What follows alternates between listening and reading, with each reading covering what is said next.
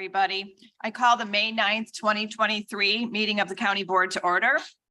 I invite everyone to stand and join me in the Pledge of Allegiance. Member Galassi, will you please lead the Pledge of Allegiance? And I'll ask you all to remain standing. I pledge allegiance to the flag of the United States of America and to the republic for which it stands, one nation, under God, indivisible, with liberty and justice for all. Okay, I now invite Pastor Jim Fu from the Calvary United Methodist Church in Villa Park to lead us in the invocation. If you would please join me in prayer. Gracious God, we come to you as your children. We seek to find our meaning, our purpose, and to do your will in this meeting and in DuPage County. We thank you for calling us together to hear the talking, to hear the relationship building, to hear all the ways that we are graced with your presence and your power. And we see your reflection in all of our faces, in all of our voices, and in the business before us. God, we pray firstly for all of the residents of DuPage County, all the people that we serve and that gather us here together. Those people that are our family, our friends, our constituents. God, help us to remember that we are called here for them. That we're called here in the best spirit of servant leadership. That it's not about us, that it's not about our power or our politics, but we serve for their good. Help us to remember that. And we pray your blessings upon all of them this day, all who celebrate, all who need an extra measure of your grace and your presence. God, as we gather together for the business that you have called us here, we pray that you would grace us with your presence. That ultimately what we're called here for is to try and make DuPage County look like the kingdom of God. A place that we care about people, a place that we love people, a place where we see everyone. And so God, bless our time here, bless our thoughts, grant us your wisdom and grace, and bless our fellowship and our time together. God, we pray all of this for your glory and for your kingdom. We pray all this. Amen. Please be seated, and clerk, please take the roll. Cahill. Chaplain. Here. Childress. Yes. Covert. Desart. Eckhoff. Evans. Here. Galassi. Here. Garcia. Here. Guston. Krajewski. LaPlante. Ozog. Rutledge. Schwarzy. Tornatore. You. And Zay.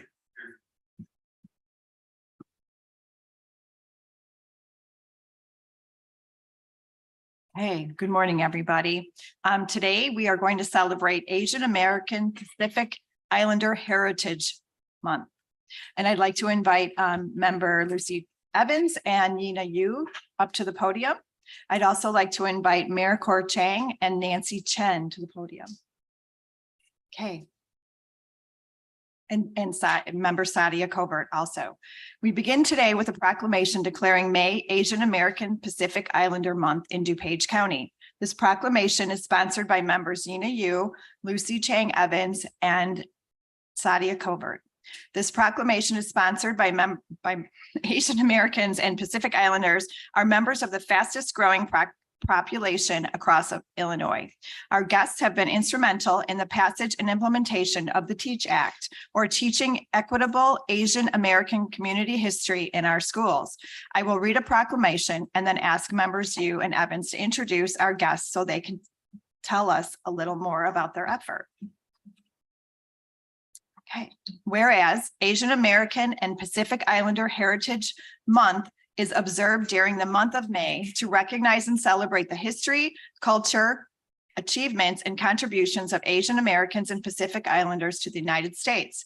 And whereas Asian Americans and Pacific Islanders are the fastest growing racial group in the nation and represent over 121,500 residents, or 13.21% of the population in DuPage County. And whereas in 1991, Congress passed a law asking that May be chosen as a month to honor Asian American and Pacific Islanders immigration and history, including May 7th, 1843, the date on which the Japanese immigrants arrived in the United States, and May 10th, 1869, the date the first transcontinental railroad in the United States was completed with significant contributions from Chinese pioneers. And whereas in July of 2021, the Teaching Equitable Asian American Community History Act, or the TEACH Act, was signed into law in Illinois, requiring that 1 unit of Asian American history be taught in K through 12 public schools beginning in the 2023 school year, making Illinois the first state to pass a law of this kind. And whereas the organization Asian Americans Advancing Justice of Chicago led the advocacy effort to pass the TEACH Act and is working towards its full implementation.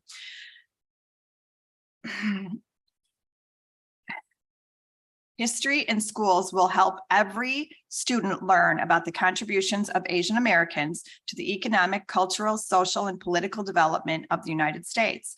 And whereas DuPage County is proud to highlight the TEACH Act as we celebrate Asian American and Pacific Islander Heritage Month, and to commemorate the essential contributions, sacrifices, and accomplishments the Asian Americans and Pacific Islanders have made. Now, therefore, be it resolved that I, Deborah A. Conroy, Chair of the DuPage County Board, and members of the board do hereby proclaim May 2023 as Asian American and Pacific Islander Heritage Month, and encourage all residents, educators, and students to learn about and celebrate the culture, traditions, and history of Asian Americans and Pacific Islanders. Do I have a motion? Second? Okay. Motion carries. Enacted and approved this 9th day of May, 2023 in Wheaton. And I'm going to ask member you.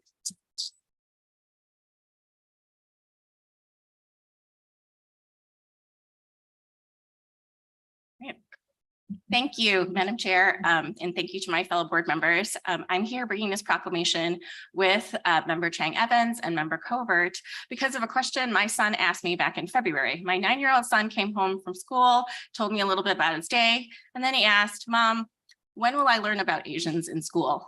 When will I see myself in what I'm learning? And I was really happy to tell him about TEACH and what we're doing in Illinois. And I'm so proud that we're here to highlight the TEACH Act and to tell you about these people, Mary Chang and Nancy Chen. Mary Chang is an educator, a former high school librarian for Neuqua Valley High School, and played a vital role in developing the database of TEACH curricular resources for school districts. She currently works as a teacher mentor and a facilitator for TEACH professional development workshops. You have a handout actually about this. We are truly thrilled she's with us representing Asian Americans Advancing Justice Chicago to accept our proclamation. And in just a few moments, Mary Cora will share a few words with us.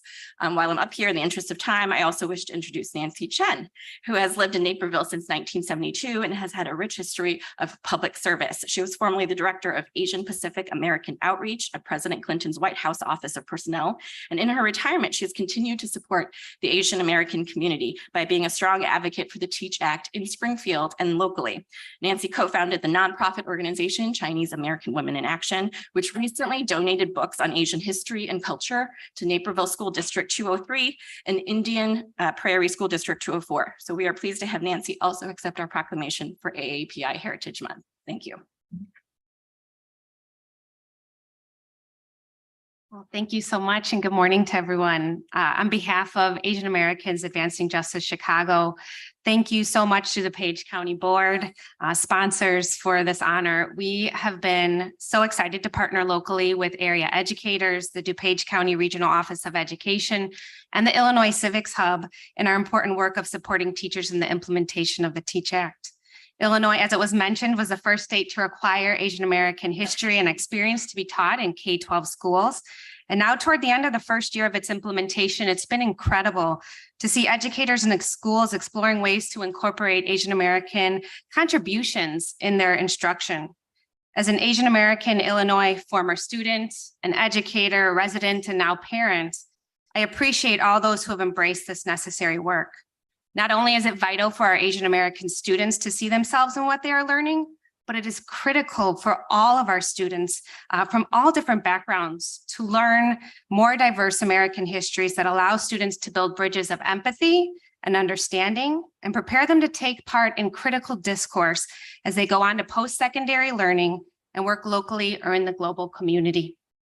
It is important to have inclusive and accurate history to counter racism and engage students in critical thinking about stereotypes and why they exist. Advancing Justice has been working to equip teachers with access to truthful, relevant, and reliable resources through our creation of the Asian American Educator Resource Database, and in our professional development sessions that ask teachers to be intentional when having students analyze history and make connections between the past and the present.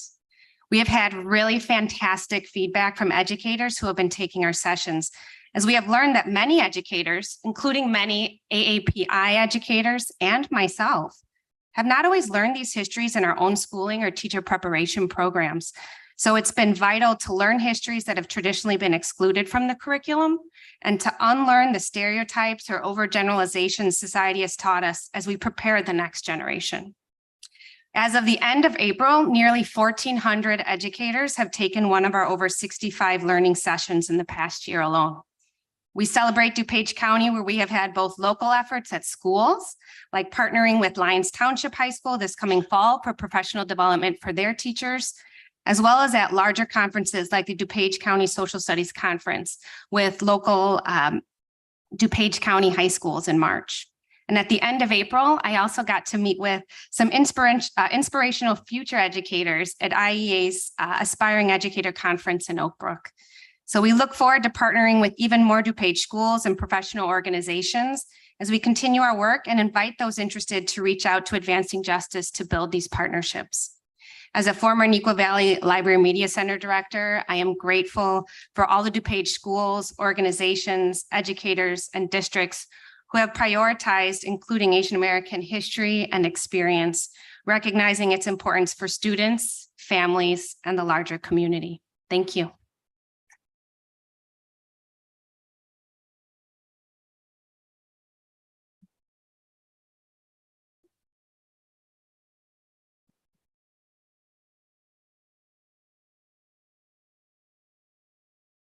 Good morning, Madam Chair and DuPage County Board members. Thank you for inviting me to be here for the proclamation of Teach Act. And I particularly want to thank Lucy Chang Evans and Mina Yu and also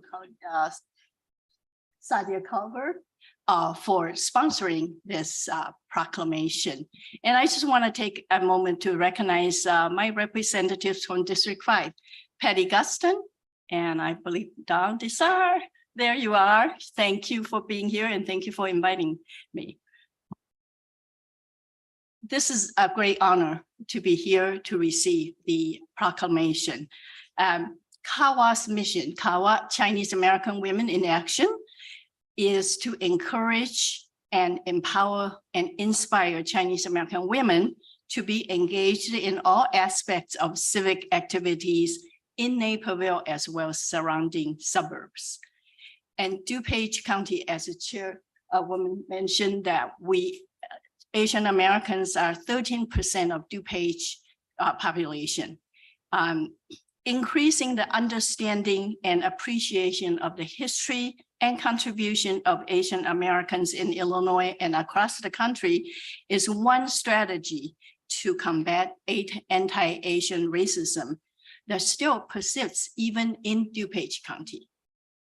In 2021, I worked with the Chinese American community and our state legislators to ensure that the proposed Teach Act bill was equitable and inclusive of the diverse Asian American communities.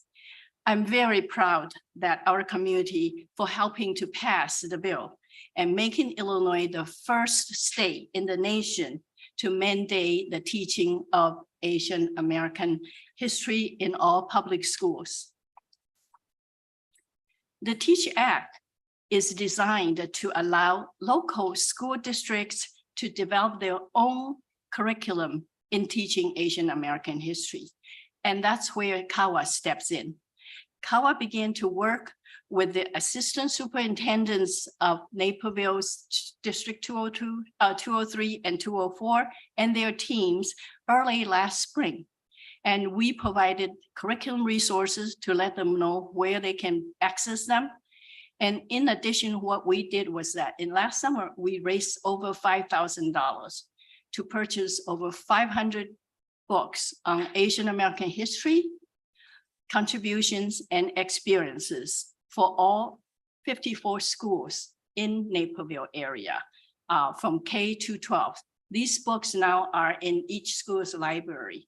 And we have testimonials from teachers saying how great that they have these books to share with their students.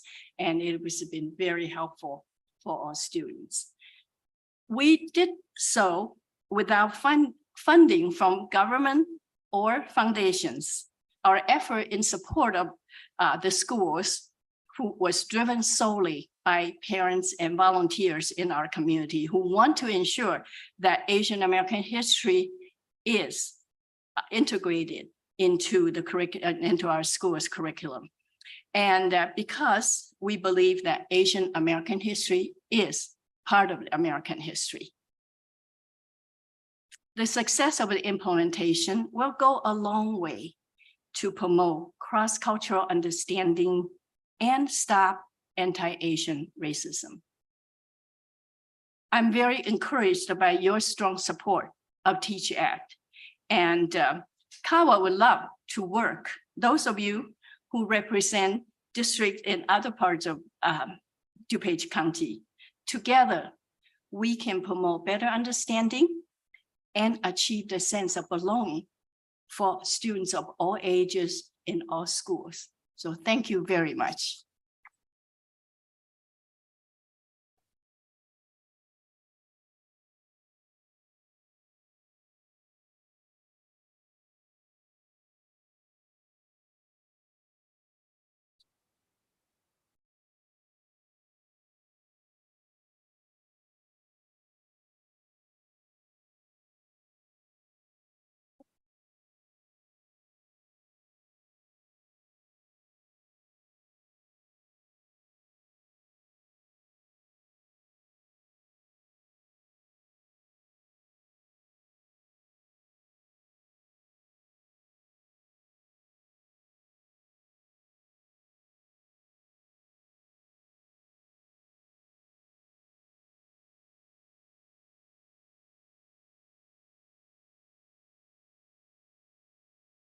Okay, now May is also Mental Health Awareness Month. So today we have a proclamation. I'd like to invite Member Deacon Garcia up to the podium and Jerry Kurger of DuPage NAMI to the podium. This morning, we also recognize May as Mental Health Awareness Month in DuPage County. Our DuPage County Health Department reports that 1 in 5 American adults is living with a mental health condition. The need for behavioral health services is very great in our nation and in our county. The good news is that our health department and our county partners in healthcare and behavioral health services are working together to fill the gap and provide much needed treatment. You'll be hearing a great deal more about these plans in the weeks to come. For now, allow me to read this proclamation and then ask our guests to say a few words.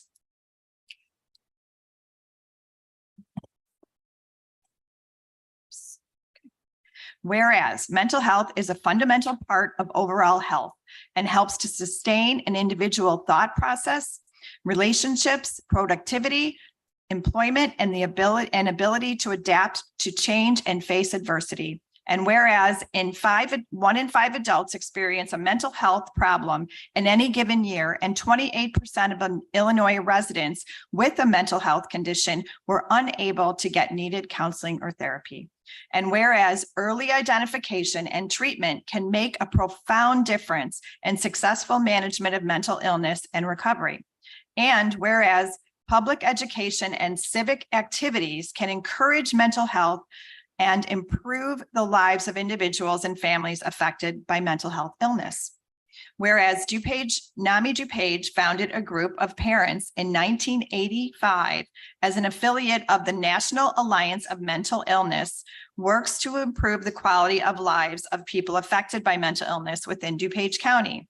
And whereas NAMI is the nation's largest grassroots mental health organization and is dedicated to building better lives for the millions of Americans affected by mental illness. And whereas NAMI DuPage works toward creating a community that eliminates the stigma of mental illness, creates awareness to identify illness earlier, and supports and empowers all people impacted by mental health condition to live life with purpose and meaning. Now, therefore, be it resolved that I, Deborah A. Conroy, Chair of the DuPage County Board, and members of the County Board do hereby proclaim May 2023 as Mental Health Awareness Month, increasing public understanding of mental health. And we also hereby honor NAMI DuPage for its efforts to support families, reduce stigma, and promote treatment of mental illness. Do I have a motion? Second? Okay. Motion carries. Enacted and approved this 9th day of May 2023 in Wheaton, Illinois.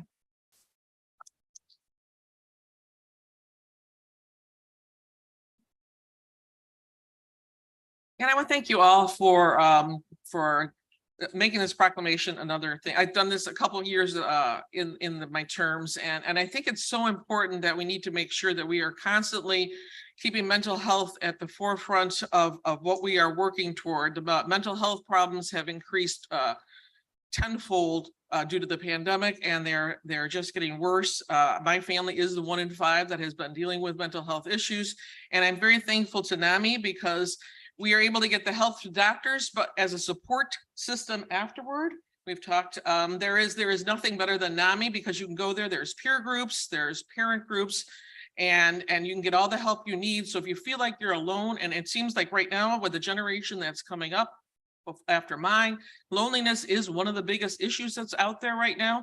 And then you can go to NAMI and you can find friends who are dealing with the same issues that you are. And so DuPage County is the better for having NAMI in it. So I'm so appreciative, and I'm going to let Jerry talk more about that. Thank you so much.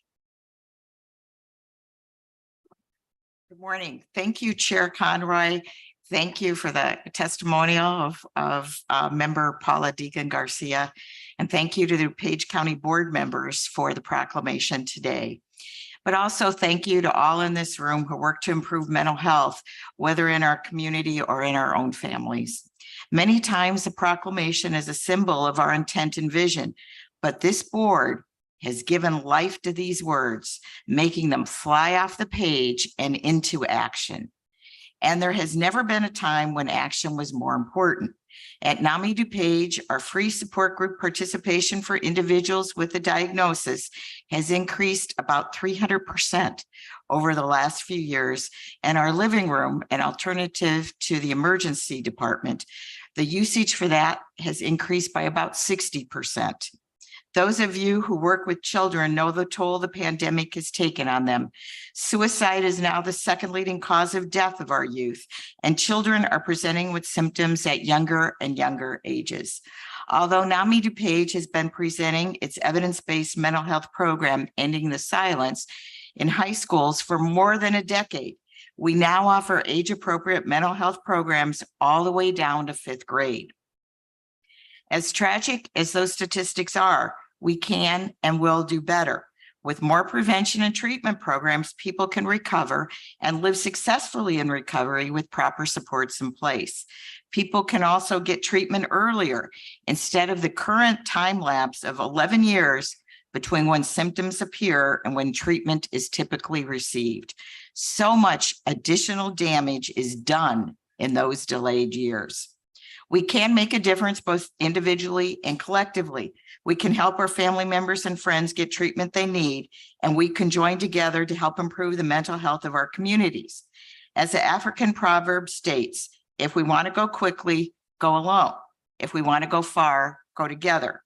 I am grateful to all of you in this room and glad that we are all together on this journey to mental wellness in DuPage County. Thank you.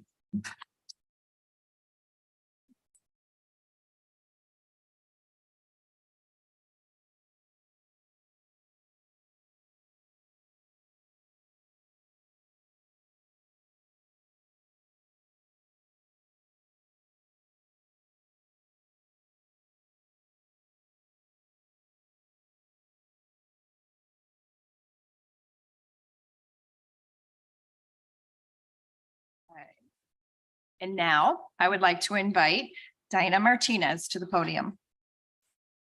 College of DuPage, this summer, arts fans will have a chance to view more than 90 works by the artist Andy Warhol at an exhibit at the Cleve Carney Museum at the Arts of the Art at the College of DuPage. Mackinac Arts Center Director Diana Martinez joins us now to tell us about this exhibition, which begins in early June. I had a chance to go over and see a preview, and I can tell you what they are doing over there is fascinating. I've seen museums that aren't as well organized, so I'm very excited about this. So Diane. Thank you. Thank you, Chair Conroy, and thank you to the members of the DuPage County Board. Good morning. So I want to share with you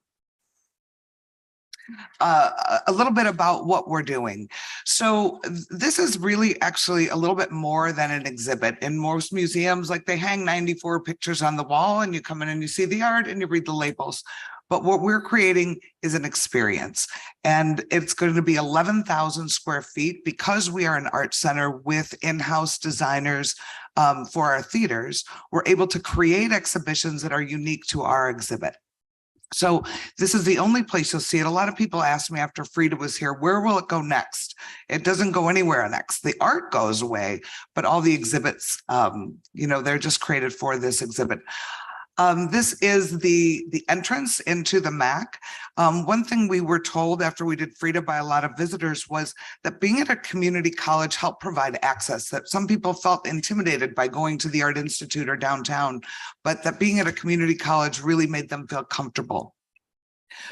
The lobby is being turned into a historical biographical exhibit.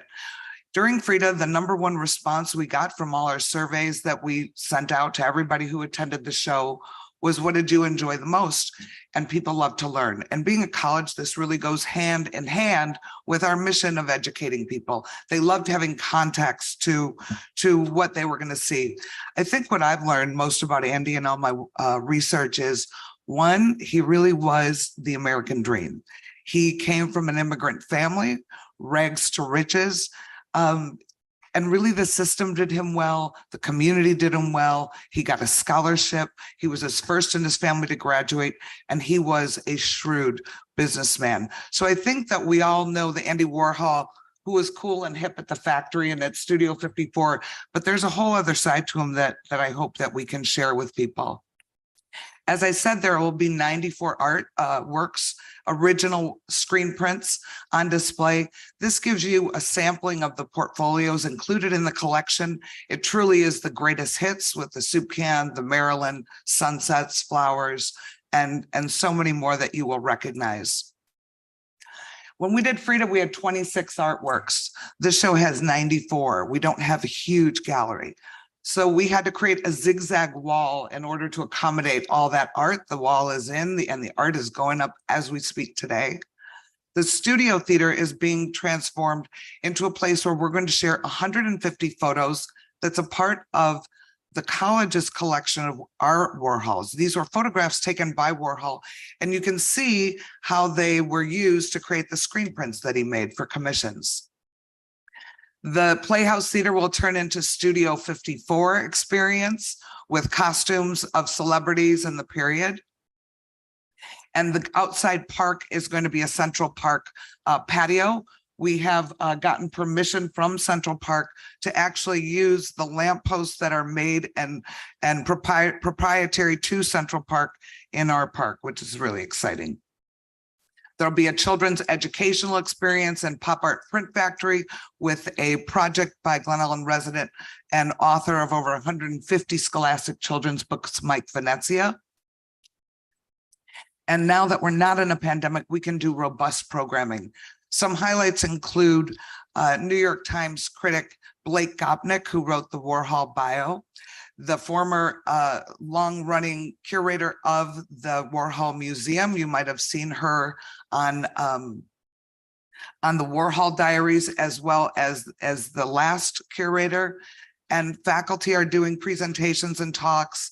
And in the bottom right is a gentleman who actually was Andy Warhol's assistant. And I was introduced to him and I said, would you like to come to a talk? And could you share about what it was like? He goes, I can tell him about what it was like in the factory, what it was like in his mother's kitchen with 25 cats running around. I can tell you the whole story. So we're happy to have him here for Andy's birthday party. That's on August 6th. We're also doing a Pride Anthem free concert, as well as New Philharmonic will be doing a free concert with a symphony that the Pittsburgh Symphony wrote in honor of Andy Warhol. I think what I'm most excited about is the inclusion and collaboration throughout the whole community. What you see circled are communities that are partnering with us throughout DuPage County. There's 22 communities that have a Warhol mural going up in their town, celebrating in true Warhol style the four most famous people in their town who they chose. And their images have been done by Jeff Bevington, who's a Glen Ellen resident, into Warhol style iconography. And so we're making murals for each town to celebrate civic pride, celebrate pop art. And the pop art challenge just kind of got infectious.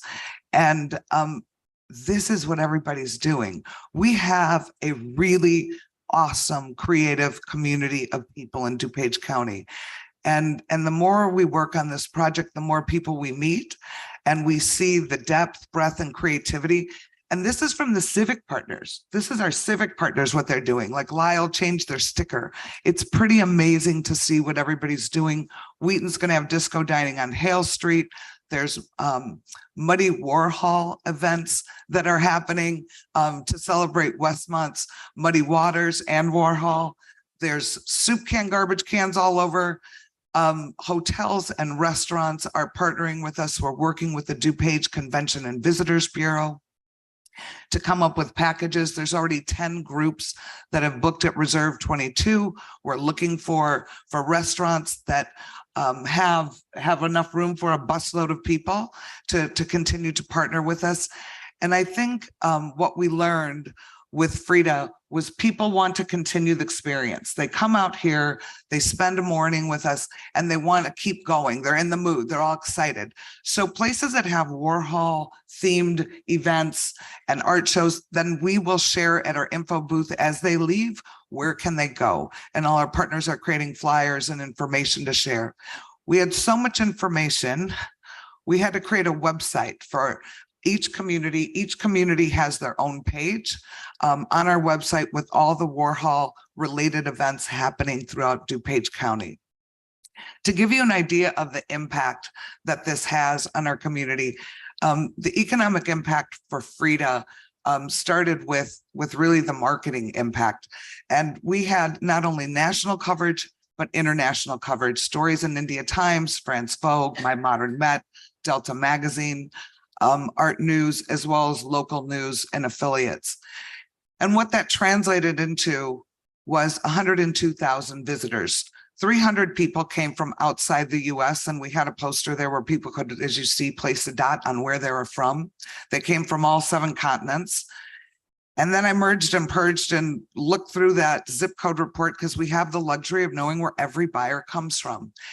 15,000 came from outside of Illinois. 52,000 were from Illinois, but outside this northern DuPage County region. There was only 31 visitors from DuPage County. So if you talk to my friend Beth Marchetti over there, she'll tell you that anytime somebody comes in from outside the district, they spend money. You know, they have something to eat, they fill up their car with gas, they might spend the night. And we had a lot of success with attracting out-of-town visitors who leave more than somebody who just leaves, you know, from down the street. The economic impact of Frida was estimated at $8 million for DuPage County, based on numbers and figures from the DCVB. I would argue it's probably more because of the infrastructure and work that we put into it. It created 44 part-time jobs and a few full-time jobs that are here to this day. Well, we invite the DuPage County Board to consider an investment in this exhibition.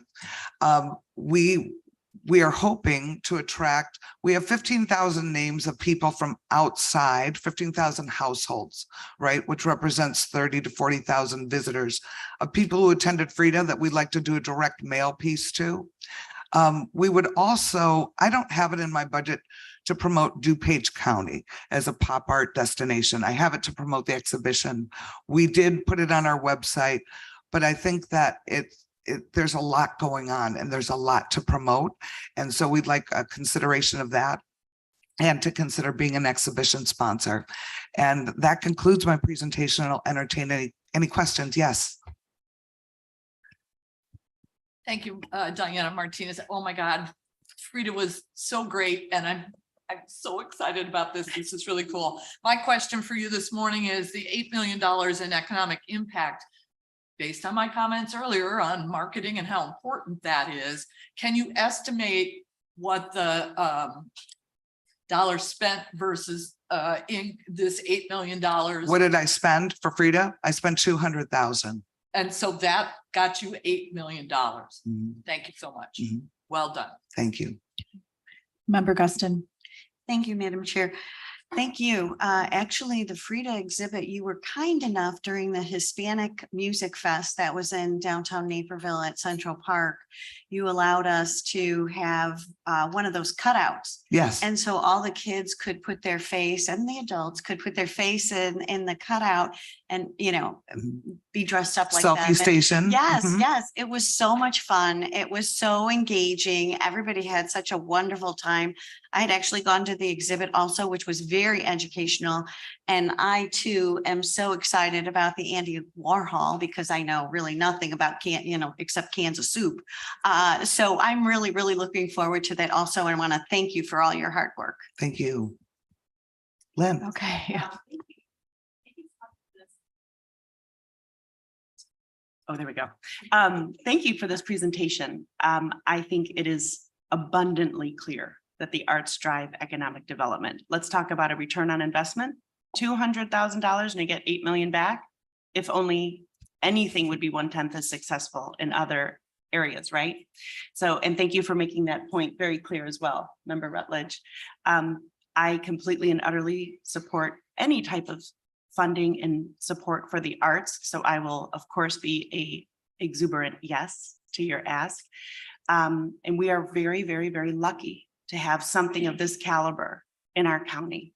I hope everyone appreciates and understands what a big deal this is to have this level of art, world-class art right here in DuPage County, which, by the way, we deserve. County of 1 million people. That's right. There is a absolute audience for this. There's a draw for it. And I just want to thank you for proving everything that I've been shouting from the rooftops for a while. And I This is the appreciate proof. your work, and I know that you're working to do a feasibility study, and I want to publicly say I support that.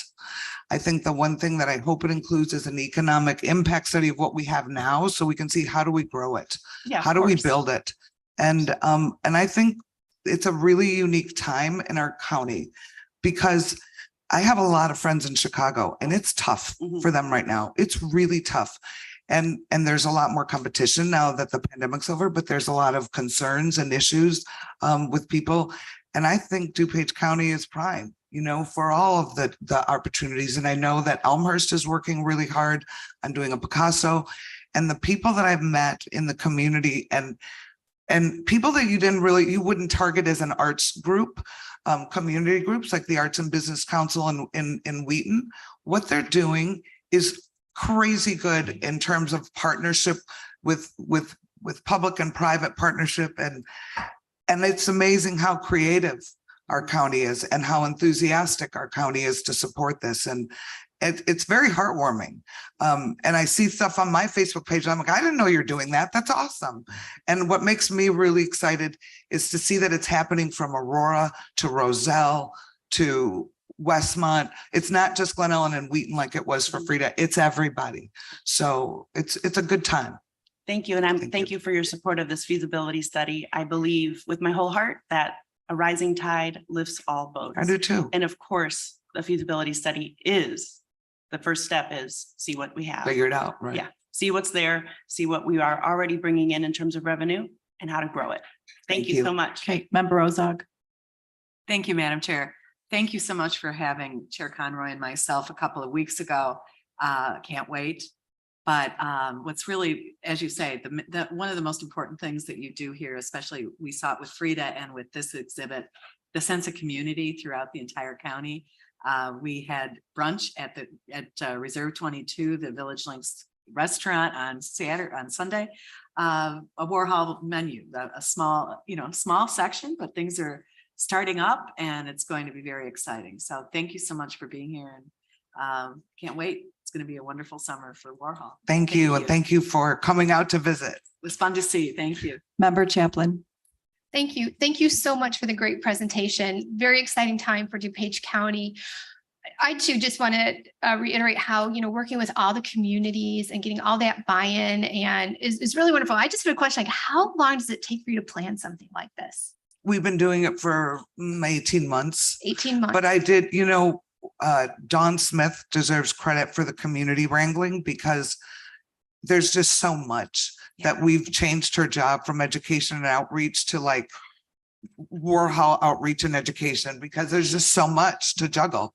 And I forgot to mention, DuPage County is getting one of those murals with the 8 most famous people in DuPage County on that, and it'll be on this county building.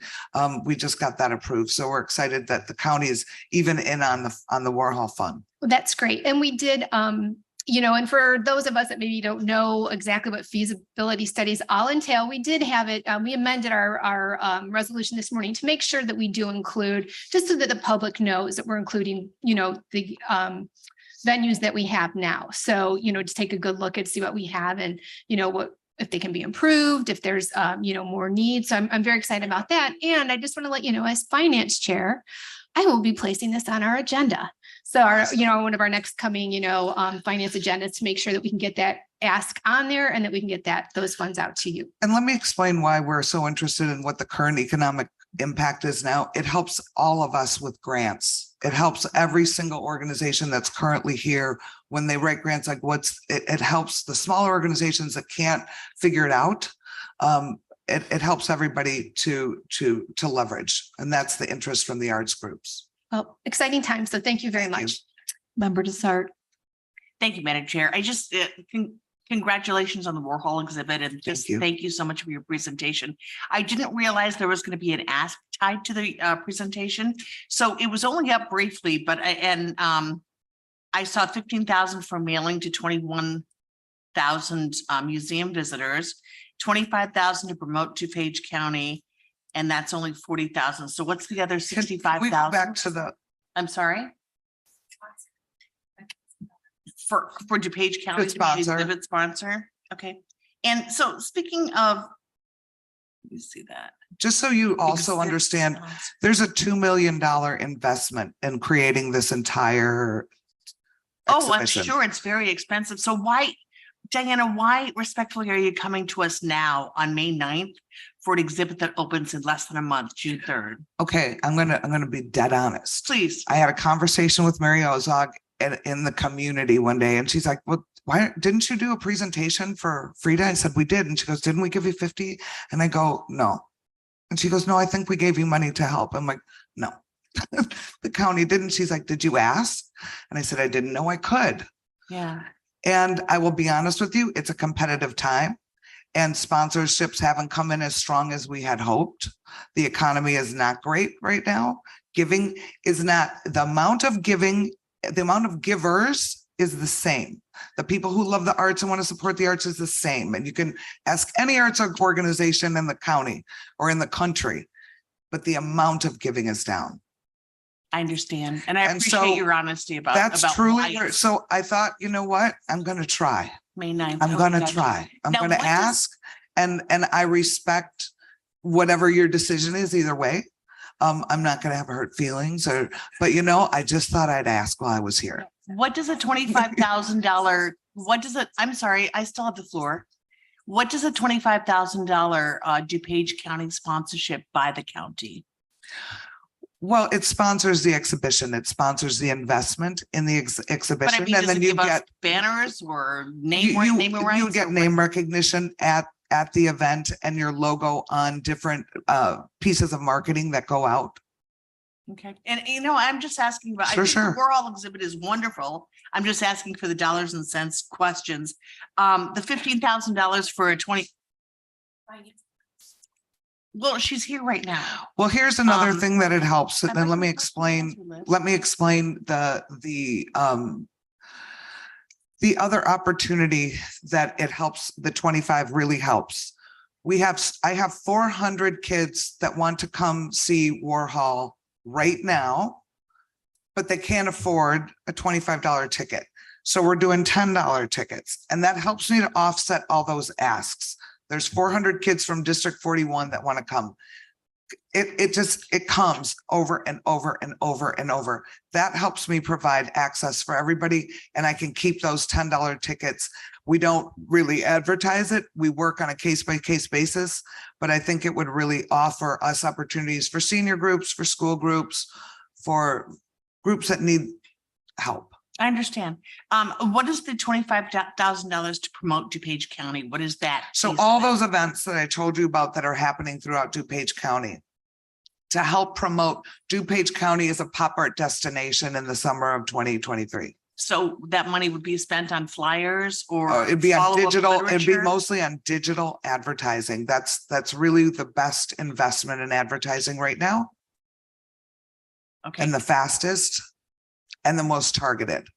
So I know, for instance, from looking at my ticket report, I know ironically that, not ironically, a lot of people come here from Milwaukee. Milwaukee's an arts town. So it'll afford me to say, hey, DuPage, hey, Milwaukee, DuPage County has pop art in 23 locations and blah, blah, blah, and this and this. And we can do digital ads targeted to either in town or out of town that talk about DuPage County, not just Warhol. Gotcha. And how did you come up with the dollar amount?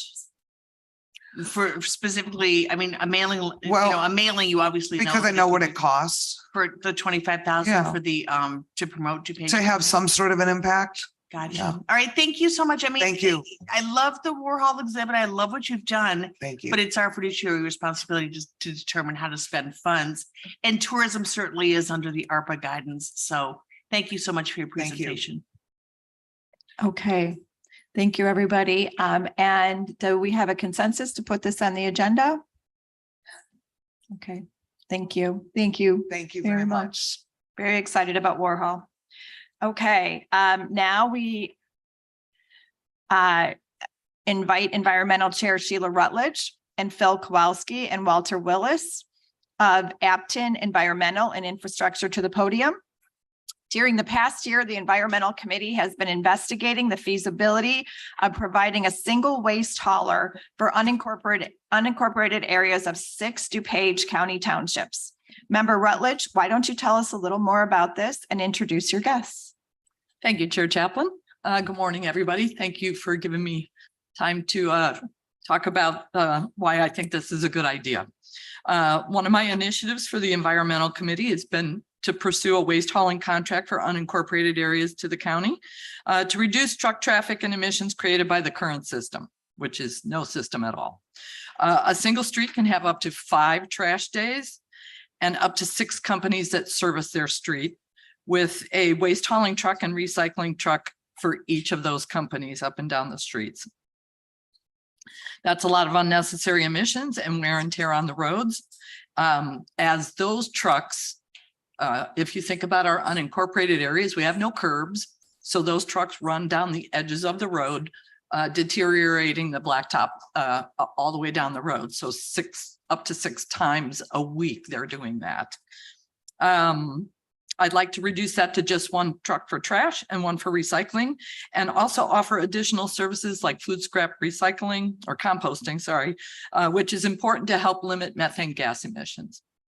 An added benefit of a single waste hauler would be better service and significant savings for our unincorporated residents.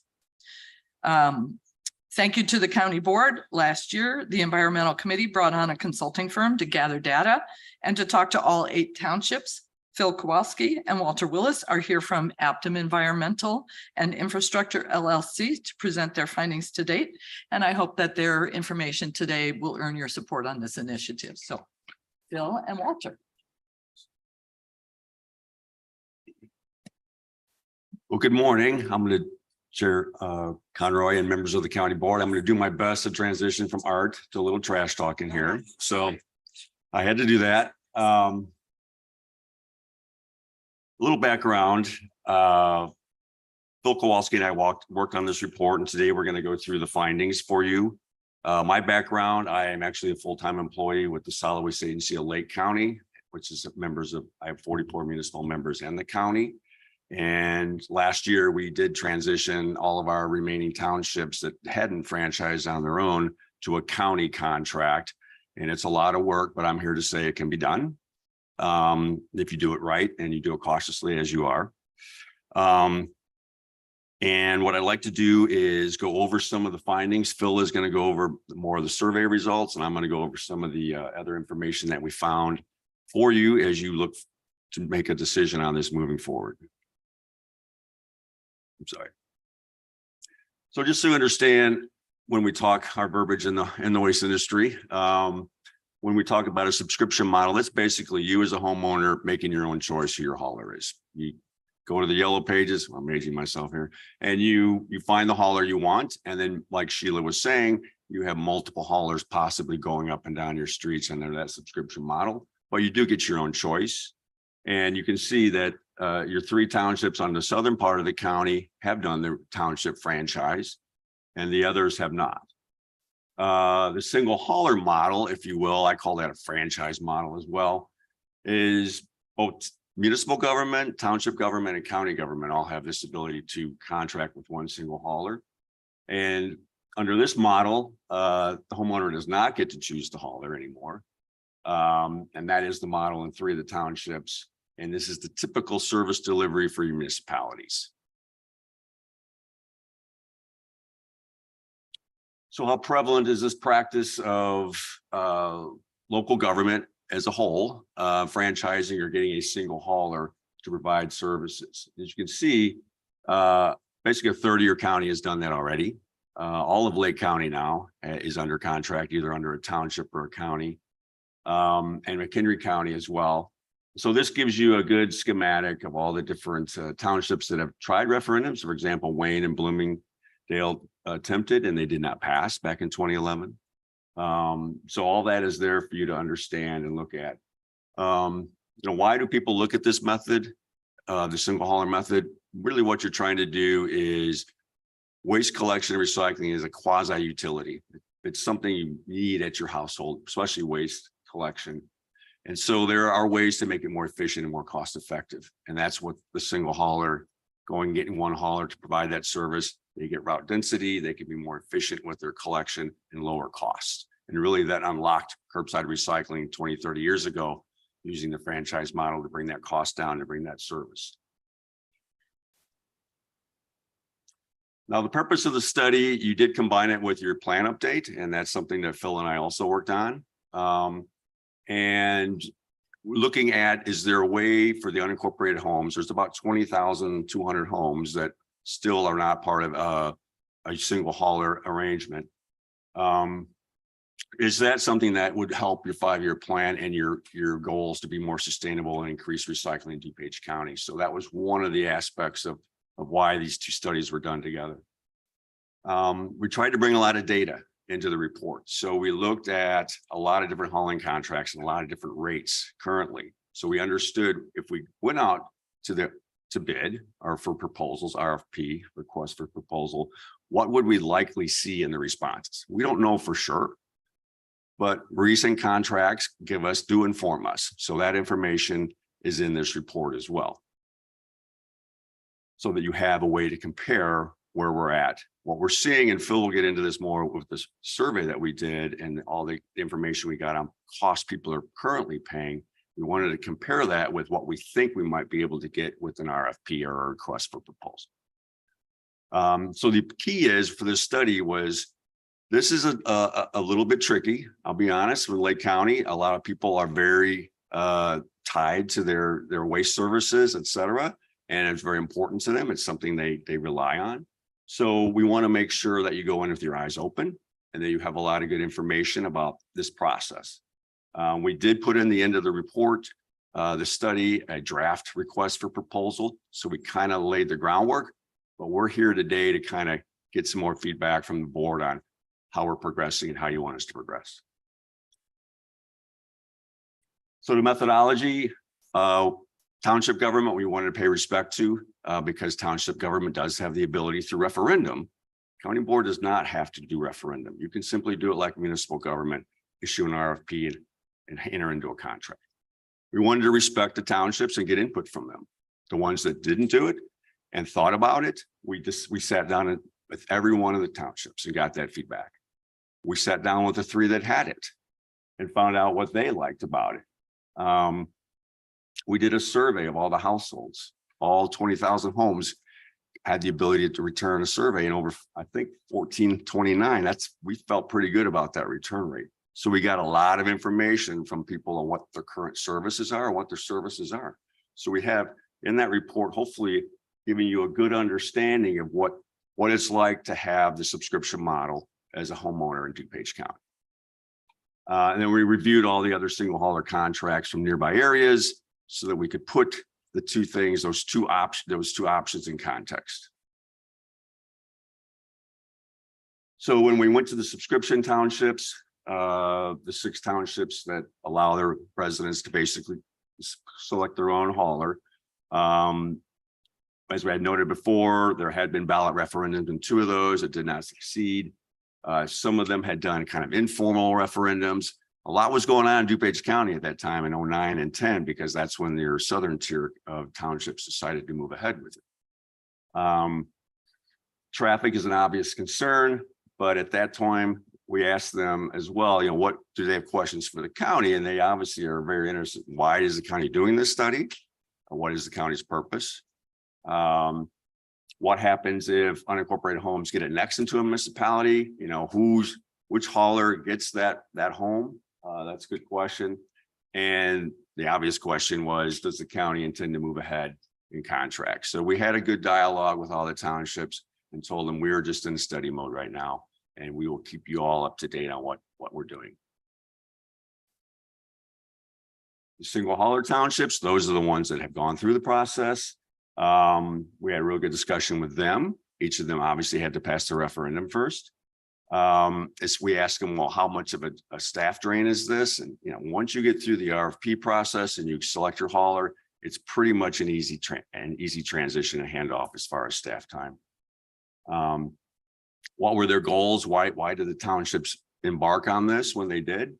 They had inconsistent pricing, which Phil will talk about. Some people are paying $100 a household a month when they should be paying 25 or less.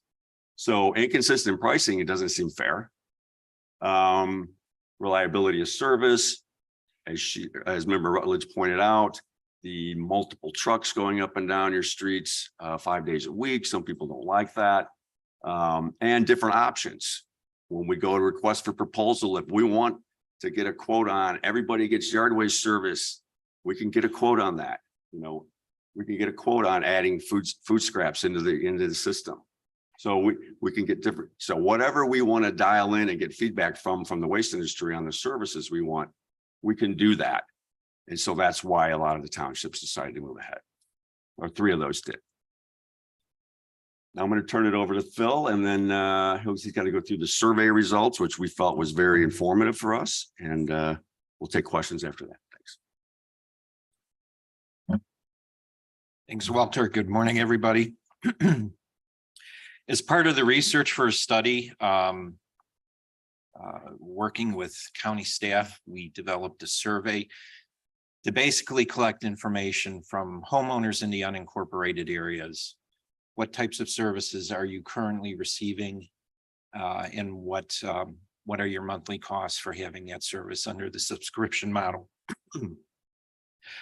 We developed a survey, and the county GIS department, who has some very technically savvy professionals, they were a great aid to this study, helped compile the results when they came in. The survey was implemented by mailing a postcard, which is pictured in the slide, to every one of the 20,200 households in the unincorporated areas. They could either scan the QR code on the postcard mailer and respond on their smartphones.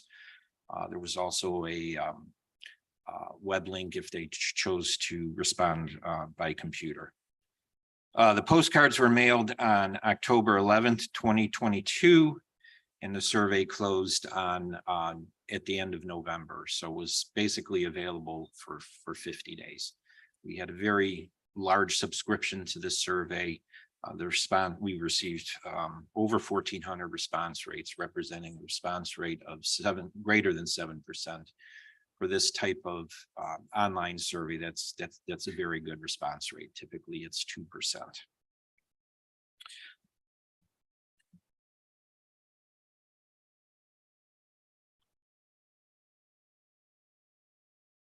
This next slide is basically to convey that the survey was geographically representative.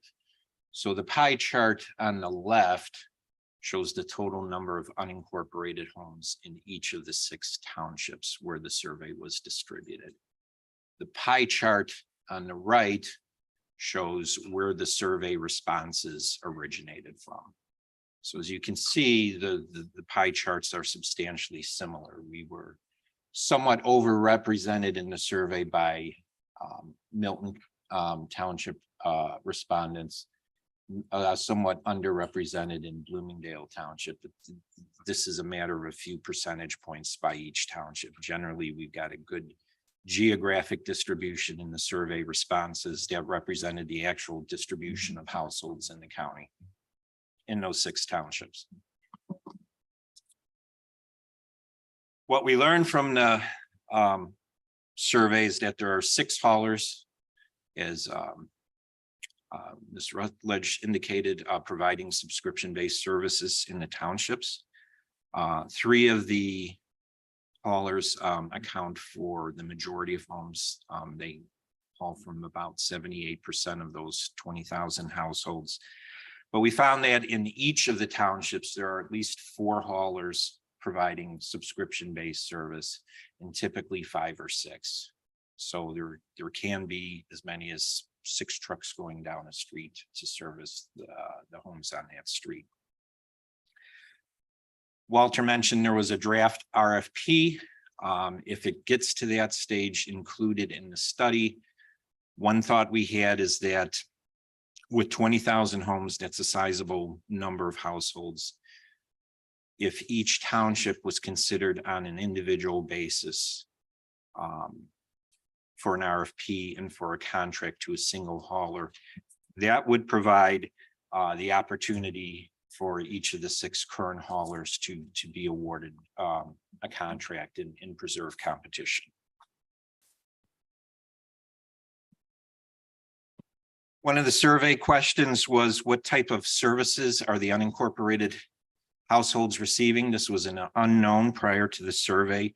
Generally, what we found is that through the surveys that unincorporated households are currently receiving services that are comparable to what is provided in the villages and cities within the county. So 99% of the survey respondents indicated they subscribe to trash service. This they do on their own. It's not a code requirement in the county. 95% subscribe to curbside recycling on a weekly basis, and 70% have some type of landscape service. All of these percentages are comparable to what we would see on a municipal basis.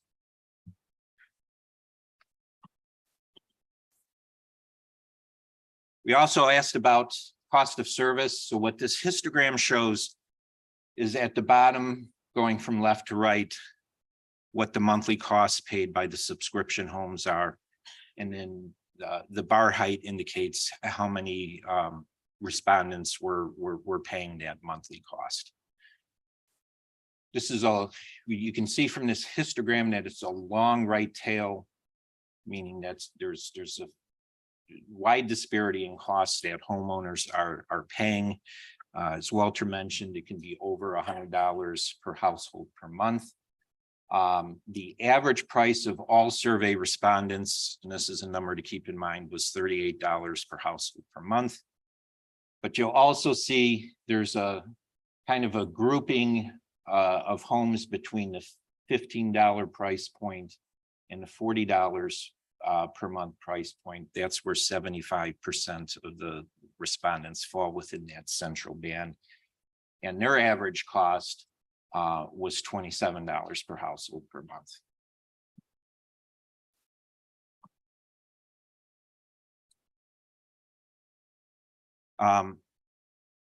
Another element of the survey was how satisfied people are with their subscription-based service, and satisfaction levels are fairly high. About 90% of people are satisfied with their current service. 60% are very satisfied, 30% are somewhat satisfied. We noticed, however, when we got into the detailed responses a little more, that satisfaction, as you would expect, tends to drop off with what they're paying. So when you get up to certain haulers charging in the $60 to $70 per household per month rate, the satisfaction drops off to 70 or 74%.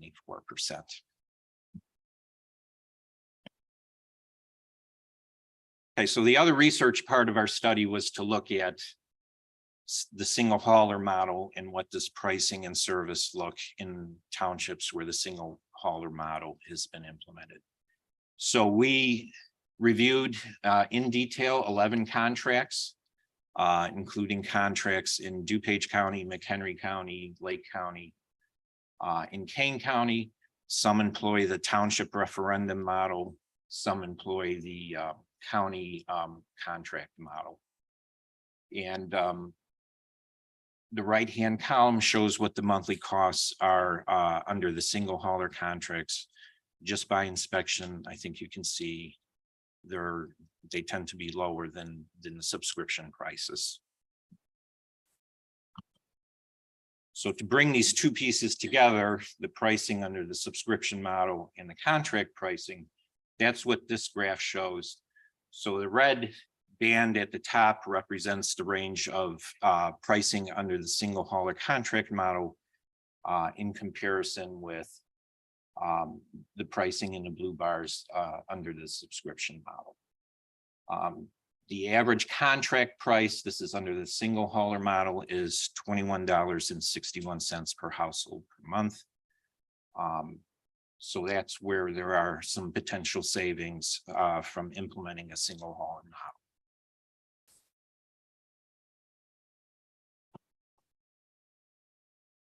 Last set of numbers, I promise you. So there's two charts. The top chart shows what the potential savings in aggregate to the 20,000 homes would be under the single hauler contract model. So we show the pricing here is what the pricing would be if the RFP is issued. And I can't quite point to it, but as I indicated, the average pricing under existing single hauler contract models is about $21.61 per household per month. So if that's where the RFP pricing came in, the aggregate savings to the unincorporated households would be approximately $4 million per year. We've shown a range of potential pricing here because we don't know at this stage how the RFP pricing will come in. But if it maintains an average similar to what's come in for other township level contracts, the aggregate savings for the unincorporated households could be significant. The lower chart is kind of the same information, but expressed from a different viewpoint. Again, if the RFP pricing comes in at $21.61 per household per month, approximately 90% of the unincorporated households would see a cost savings and 10% would see a slight cost increase. We think that's relevant information for the county board to have. And obviously, the question is, okay, if the RFP pricing came in at $29 per household per month, at that point, 50% of the households would see a slight increase and 50% would see savings. So that's the survey in our analysis of the contracted households, and Nick is going to present the next steps if you choose to move forward. Thank you. So not to belabor it here, I guess the question is for the board. Right now, step one, we're presenting to the board what has been done so far with the resident survey and the study. And then the question is, do we move forward with further looking at it? Do we end it today? And that's kind of the direction we want. And if the board says, yes, there's enough here, we want to look more to see if it's worthwhile to go out for an RFP. We would then do a more detailed survey of the residents and bring that back. So the board would have a second bite at the apple, so to say, it's more based upon the cost, do you want to look at a single hauler? And then we would then, Joy and I would present at that point at a future point and see if we wanted to move forward. So we need to know whether we move forward with the resident survey or not. Right, taking questions. Oh, can I ask a question? Member Chaplin, yeah. So I happen to live in Lyle Township where there's one single hauler. And from what you showed for Lakeshore, I'm paying double what you have on the slide. Also, on my street, there happen to be homes that are incorporated into the village. So I have multiple haulers coming down my street, even though Lyle is with this one hauler. But because I have homes on my block that are incorporated, they annexed into the village. They have village service from the village. So I still have trucks coming down at least 2 times a week. So I don't really know, like I said, and I don't see the cost. I'm not, like I said, I'm paying more than what you have up there because I just looked at my bill. So I don't know that particularly. I'm interested just living in the area, and seeing, even though we have the one hauler, I'm still seeing multiple trucks coming down my street. So I don't know. I don't know where we go from here. I'm not tending to lean towards this, but those are kind of my thoughts on it. Okay, Member Tornatore. So setting aside the price, as Member Chaplin just indicated, we can usurp the authority of the townships and their existing contracts with the haulers they have. Is that my understanding?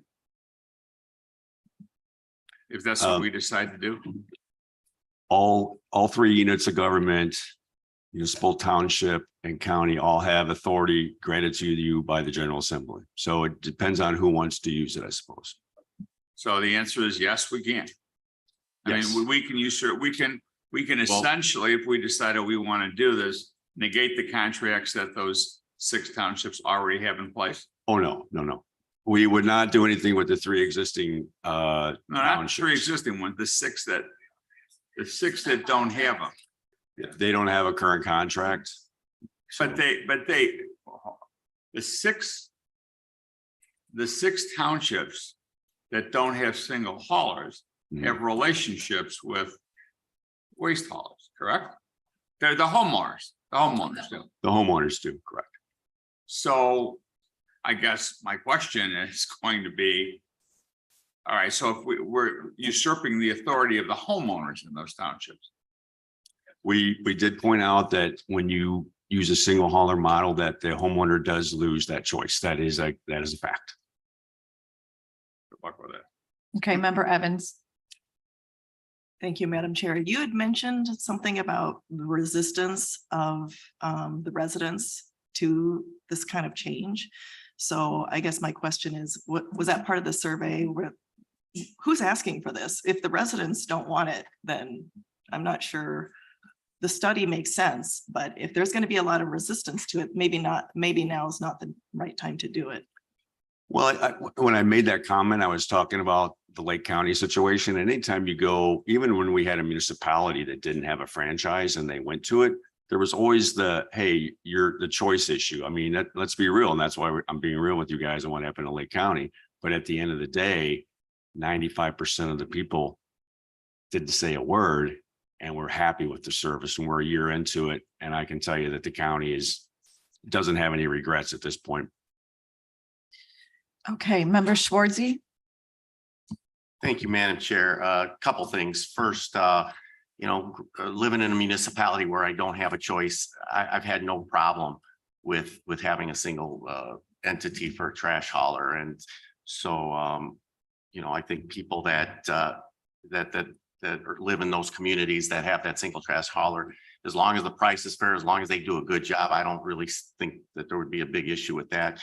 But what I didn't see in the study, is there an environmental impact to having just a single trash hauler? And maybe that's for Sheila, I don't know.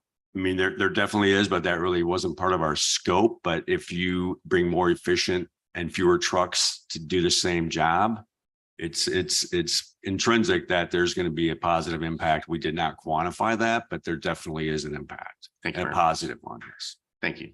Okay, Member Kajewski. Thank you. And I understand why to do it, and it has a lot of economic or environmental impact, but also the damage to roads. We have multiple ones. A little Jim the second time today, but back when I was mayor, I tried to get a uniform one for commercial.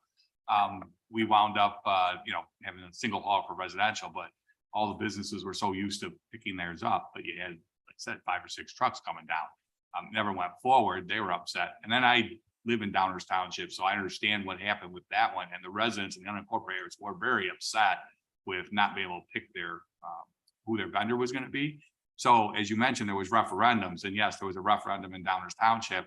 However, that was in the township, which 80% of it was incorporated, who had single haulers voting on that referendum. So it did pass, and they do now have a single hauler, but the unincorporated people were very upset. There were a lot of contentious meetings because they wanted to pick who their hauler was. So, I mean, I understand it, but I know the unincorporated people weren't happy with that.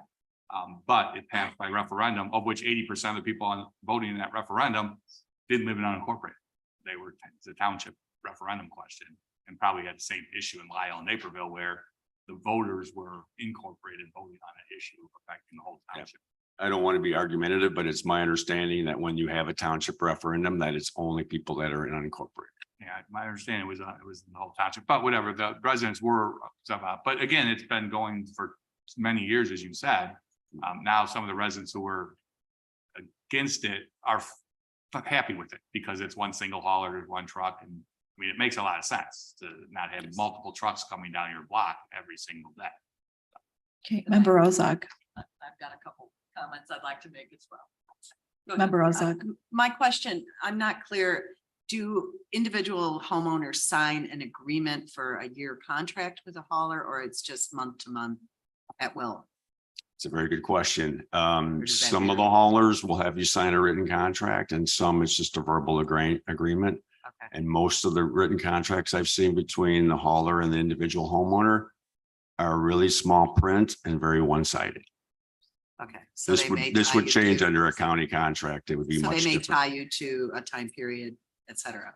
or One of increases in price, whatever. Correct. And All one of right. one of the things we saw in the survey results was some people, more than half their bill was a fuel surcharge and environmental fee on top of the regulars. And that would not be allowed under the county.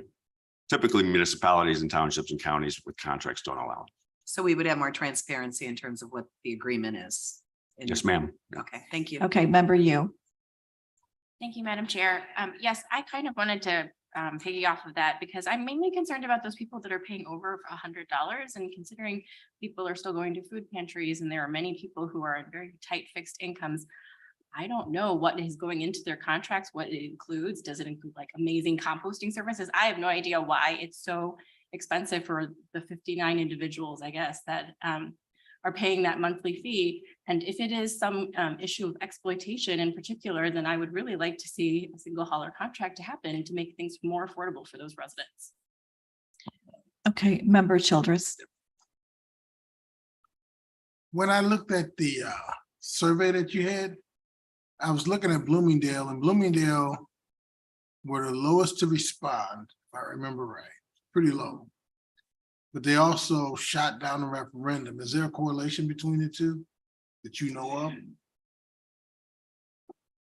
Phil, if you have a comment on, I don't believe there is. But The referendum in the township was 10 years ago, so we're kind of comparing two different time periods. For clarity, we did get a good response rate from Bloomingdale, consistent with their proportion of the total number of unincorporated homes. I think for the second survey, what we're contemplating, the first survey was fact finding. What services do you receive? How much do you pay? Second survey is going to be more on some of the attitude questions that have come up. So if you save $60 a year in your garbage costs, would you support the single hauler contract? That would be the work we would do this summer. And then, as Nick mentioned, bring back to you, this is how people feel on it.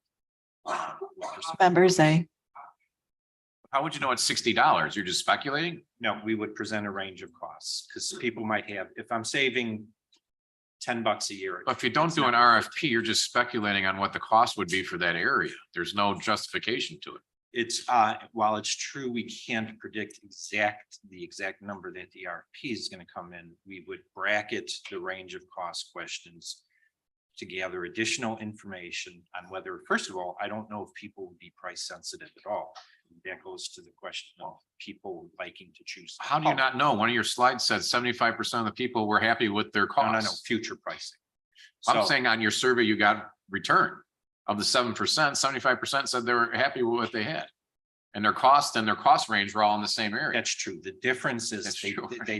didn't have the information available on the range of costs or what the potential costs would be under the single hauler model. So we were fact finding at that point. Yes, we asked about your current satisfaction level. The second survey, we would hope to present, okay, if there are potential cost savings and you were able to save this amount of money and maintain the same level of service or higher level of service, reduce the number of trucks going. That's a out. loaded survey. Who wouldn't say, yes, I would love to get a lower cost and yes, better service? You don't think they'll respond to it? Your first survey, I just don't understand where over 70% of the people were happy with what they had and their price range were all in the same. And we're gonna worry about 59 people for 20,000 people? Well, yeah, you can do a survey all you want to range it. We all know you can to get a positive response. We're presenting factual information here, but again, we are approaching this in I'd say a very methodical format. So we have just current service level factual information. We would perform the second survey to understand people's sensitivity to the single hauler model. Does it have, because we didn't want to ask attitude questions in the first survey because it could bias or suppress the response. Now we're going to go back and say, okay, here are the potential benefits. Here, the survey will say too, you won't be able to select your hauler anymore. We're going to be honest and direct in this. Take those survey responses back, bring it before this board. That'll provide additional information prior to even moving forward with the RFP. Then the third stage will be issuing the RFP. And when that pricing comes in, then it will be for certain before this county board what to say. What if the survey comes back and people don't want to do it? Is it dead then? Because right now it looks like it's not leaning towards doing a single hauler. I think that's the reason why we want to do that information. It's a quasi referendum, right? To give you that information as a board so you can factor that into your decision. I mean, I get this numbers just don't add up. 7% of the people, only 7% of the people responded. And 70% of them said they were fine with their service.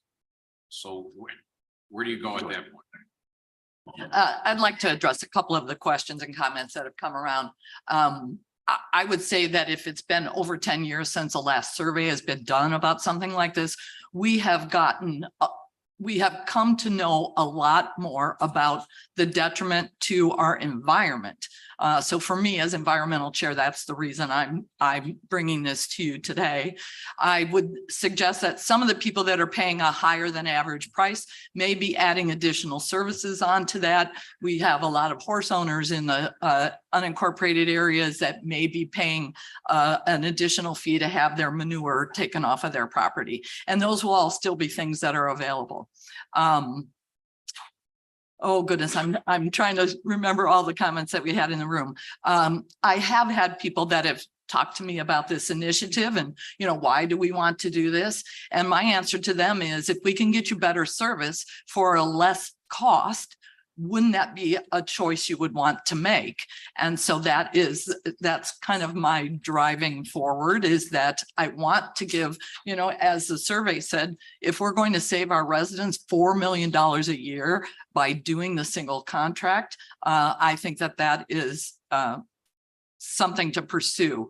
I also consider the township highway departments, like Brian said, that, you know, the wear and tear on our roads costs the taxpayers money to make replacements and repairs to those roads. And that was not considered in any part of this survey. So I think from an environmental impact, from a cost impact, and from a better service aspect, I think that this is the right thing for us to pursue. So I'll hope that I can get your support for this at a minimum, to go forward with another survey to start talking about those issues as well. Okay, Member Tonatore. Thank you. I totally agree with you, Sheila, that who wouldn't want better service for less money? But apparently the people in the unincorporated areas don't, as the survey has indicated. Well, you've done a lot of studies. The question that I have, I presume that the townships at some point within the last 10 or 12 years, since Bloomingdale and Wayne did theirs, have attempted to do single hauler township.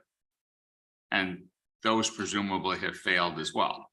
Otherwise they wouldn't be, you wouldn't have individual homeowners having individual waste haulers, correct? Only 2 of the 6 Had attempted. have attempted. The others did not. And there was one Okay, other so, comment. So the 2 that Sorry, attempted Sam. to do single waste haulers were defeated by their residents. 10 or And the 11 other years 4 ago. chose, okay, finish it. And the other 4 chose not to do it. Okay, Member Schwartzy. Yeah, just a couple comments. So with regards to the current survey that you did, you know, if someone called me, if my insurance called me and said, hey, Greg, are you happy with your insurance and the rates you're paying or whatever? And I'd say, sure. But if I don't know better, if I don't know there's other companies out there that, you know, what can give me better service for a less price, of course I'm going to listen to that. So I'm certainly not going to turn the opportunity to get more information down. And I feel like that's where this argument is going. Let's not give these residents more information to be able to make a better judgment. And I would disagree with that. And just on the environmental side, I think we owe it to our community, to our children, to certainly further investigate this with the environmental impacts that this could make. And one other comment that came around, Mary, you had talked about contracts for the people in unincorporated areas. I've lived in an unincorporated area for 32 years. I've probably had 5 different trash haulers during that time. I have never signed a contract with anybody about that. It is a month-to-month service. Okay, Member Chaplin. Thank you. So just to make it clear, because we keep talking about the reduction of trucks on the road. I live in the unincorporated area.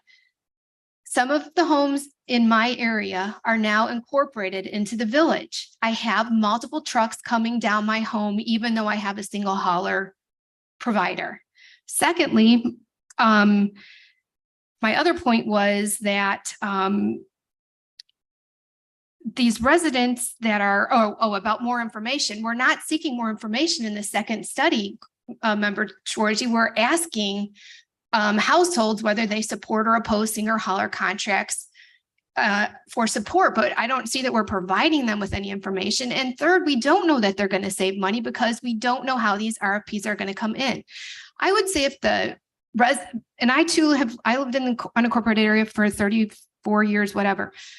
I would say if the unincorporated residents are coming to us and asking for this, I say, yes, maybe we do it, but the unincorporated people are they're a different breed. They like their independence. They like that's why we live in the unincorporated area. We like less government, a lot of people there. They don't want that intrusion. So I'd say if we're hearing from the people in the unincorporated area that they're unhappy with their haulers, then we move forward. But or, maybe we can do this second phase to survey them again, but, I don't know if it's going to prove any different. I just don't, like I said, I have multiple trucks, even though we have a single hauler, because I do have homes that have been annexed now into the village. So you have 2 people servicing your street compared to 6 on a lot of streets. Yeah, maybe, Winfield Township trustee Sean Hacker, 5 trash days on his street, and they hit the unincorporated areas first. And so all of those trucks are coming at 5:30, 6 a.m. I get complaints from constituents saying that my trash haulers here at 5 a.m. They can't start until 6. And as far as are people asking for this? Yes, I have had a lot of requests for this because people look at this as an environmental aspect. Okay, Member Garcia. Thank you, Chair Conroy. As you know, I am a big environmentalist like you are, so I'm always in favor of reducing the amount of trucks going up and down with all of the everything they spout out of the trucks and all the garbage. I guess what concerns me about this is, number one, that only 7% of the people answered, and you said that was a good number, which to me is still just mind-boggling. So it feels like we're just going up a very slight percentage of the people that live in the unincorporated areas. I'm wondering, what is the cost to go to the next step? I guess what is it going to cost to do another survey? Is there a cost involved in that? So it was a $13,000 cost for the first survey. Okay, so it's gonna be $13,000 for the second survey, probably, with just different information. From what I'm hearing, you're going to be giving maybe a range of what you could be if you went to single hauler. That's what I'm hearing from. There are questions as well on additional services, size of haulers, those kind of things that people can, hopefully, I would hope that the RFP will allow people to have smaller haulers, bigger recycling bins. I get really frustrated to see that 5-year line of recycling.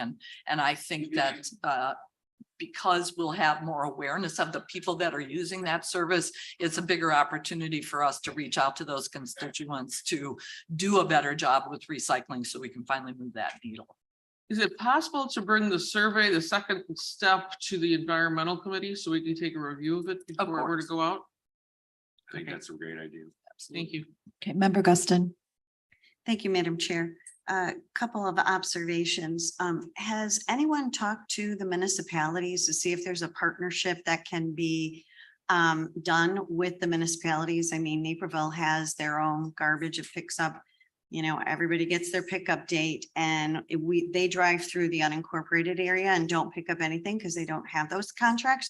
But I would anticipate that the municipalities would be open to having a conversation to even maybe, speak with their hauler and have some type of an agreement or subcontract within their contract, right? Your township does have that. Perfect. So then my question is, why don't the other 6, and why isn't that being done? And maybe the survey will reflect that in the future.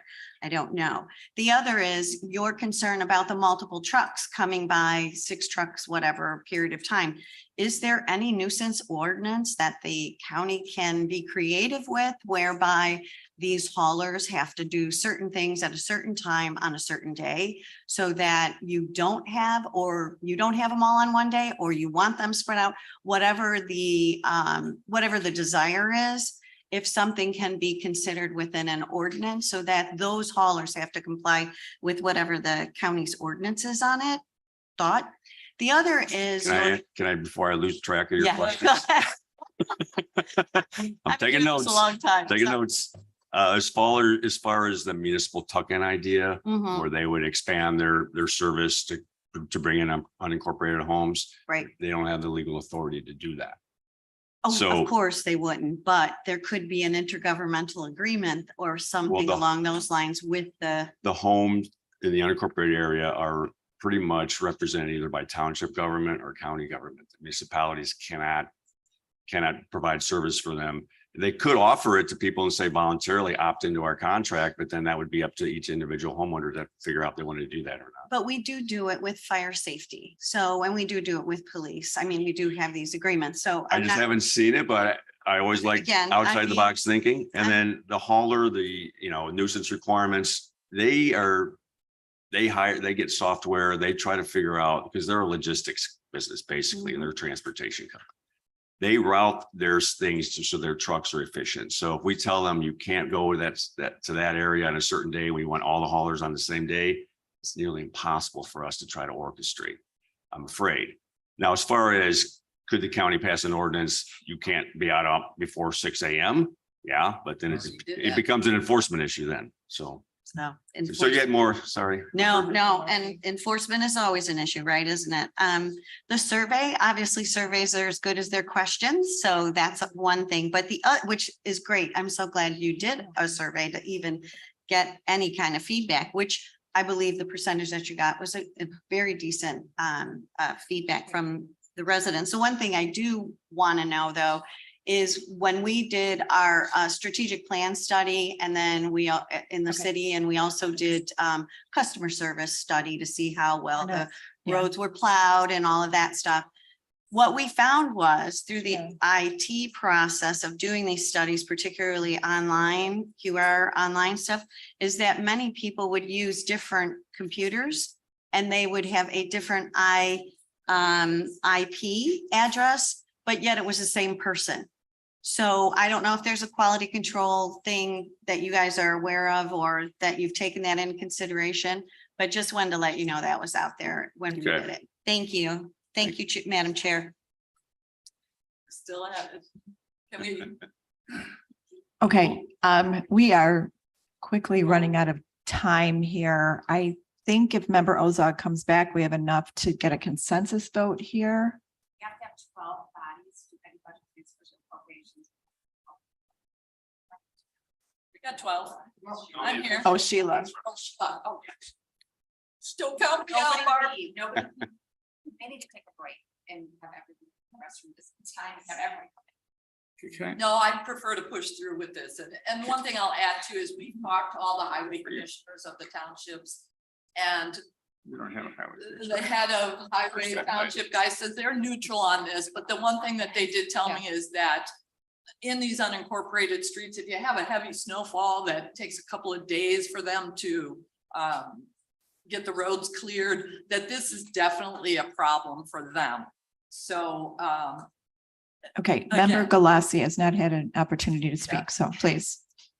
Thank you so much. I just wanted to add, I kind of agree with Member Schwarzy that, based on how the questions were asked, I agree with his analogy with, are you satisfied with your service? If they don't know exactly why you're asking that, to say, we can consolidate the pickup to one day on your street and you potentially could be saving money. I mean, they may have answered that question differently. For a $13,000 investment that could, help the environment and also save the roads, I think it'd be worth taking it to the next step. thanks, Jerry. Okay, and I just as a side note, I want to agree with Member Galassi. I think you need, if we do choose to go forward, it needs to come, I think, from an environmental perspective, because that is going to be the point that people will be interested in. Member Tonatori. Thank you. Barb, this is a presentation, so I don't know that we're doing any appropriations, are we? We are not. We were just more concerned long-term. People were dropping like flies. I understand. And I'm Concerned. looking around. We I'm were looking talking around. generally, the chair and I, that going forward with the rest of the agenda, we said. I can tell you that as a former village trustee and a former township trustee, on both of those entities, we've tried to do this and continue to get pushback from residents who didn't want to do this.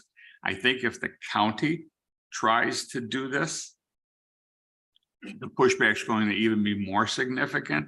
I think this is a great idea, but I think this idea should come from the townships. I think the township should go to their people and ask them through these surveys whether or not they want a single hauler. And then if enough of them want to do that, then we can incorporate all of those townships into a countywide program. And it doesn't look like we're trying to step on anybody's toes whether it be townships or individual homeowners. Because the people in those unincorporated areas, and Liz will tell you, are more loyal to their townships than they are to the county, quite frankly. And I think that there'll be a better response if that survey comes from the townships than from us. Just my observation as a former Member trustee. Desart. Thank you. Can I go after member Childress? He's been raising his hand longer than I have. Oh, that's really bad. Michael, you're, You're Michael. Thanks. Mike. The one question that stands out is, what happens if the cost goes up? That's the first question I have. And then second, what happens? Trash is something you have to have. You have to have it. And how do the citizens protect themselves from inflation and price gouging? Because it's something you have to have. And someone decides, well, it's $20 today, but next year, bam, it's $150. So how do you protect yourself without competition? One of the things that is in the draft contract that would be part of the RFP that would be sent out is a consumer price index or annual adjustment. And pretty much in Lake County, all the municipalities, I've done several hundred of these. We usually bracket it from 2% to 4% in the good old days. You can't go lower than 2 on the increase, no more than 4. Or if it's in between, it's so there is price control in the contract. Are they pushing back, wanting higher caps? Yes. If I'm a single person with my own contract or not a contract with a hauler, they can do whatever they want.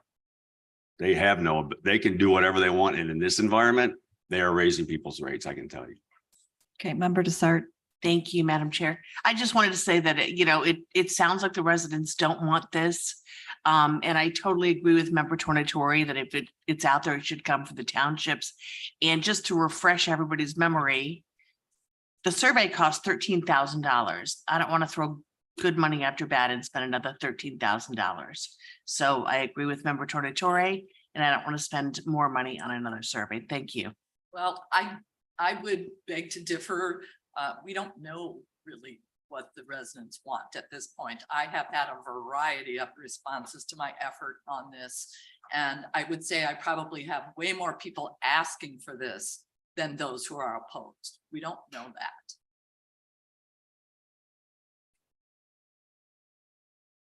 So I guess at this point, the question would be a consensus. If we can put up that one slide again.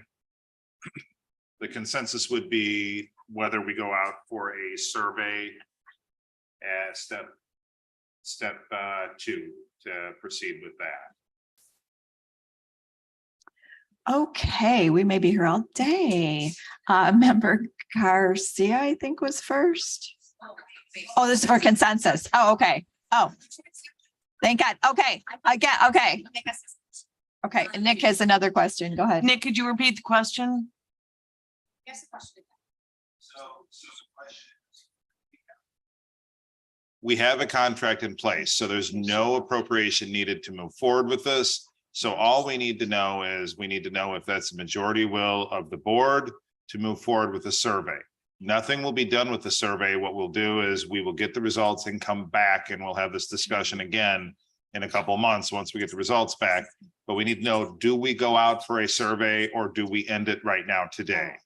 So I guess a yes would be to go out, or a yes would be go out for the survey to bring back more information. Sorry, coming to the environmental committee with the survey Environmental. before it goes out, correct? Okay, thank you.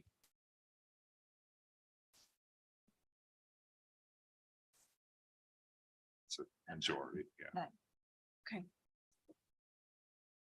It's just Okay, looks like we do have consensus. So this will go to the environmental committee. Thank you. Okay. Okay, today I am making an important recommendation that will reduce the cost of building in DuPage County. It involves our transportation impact fees. The DuPage County Fair Share Road and Improvement Impact Fee Program began in 1989. Its intent is to help the county pay for highway capital improvements that are made necessary by new development.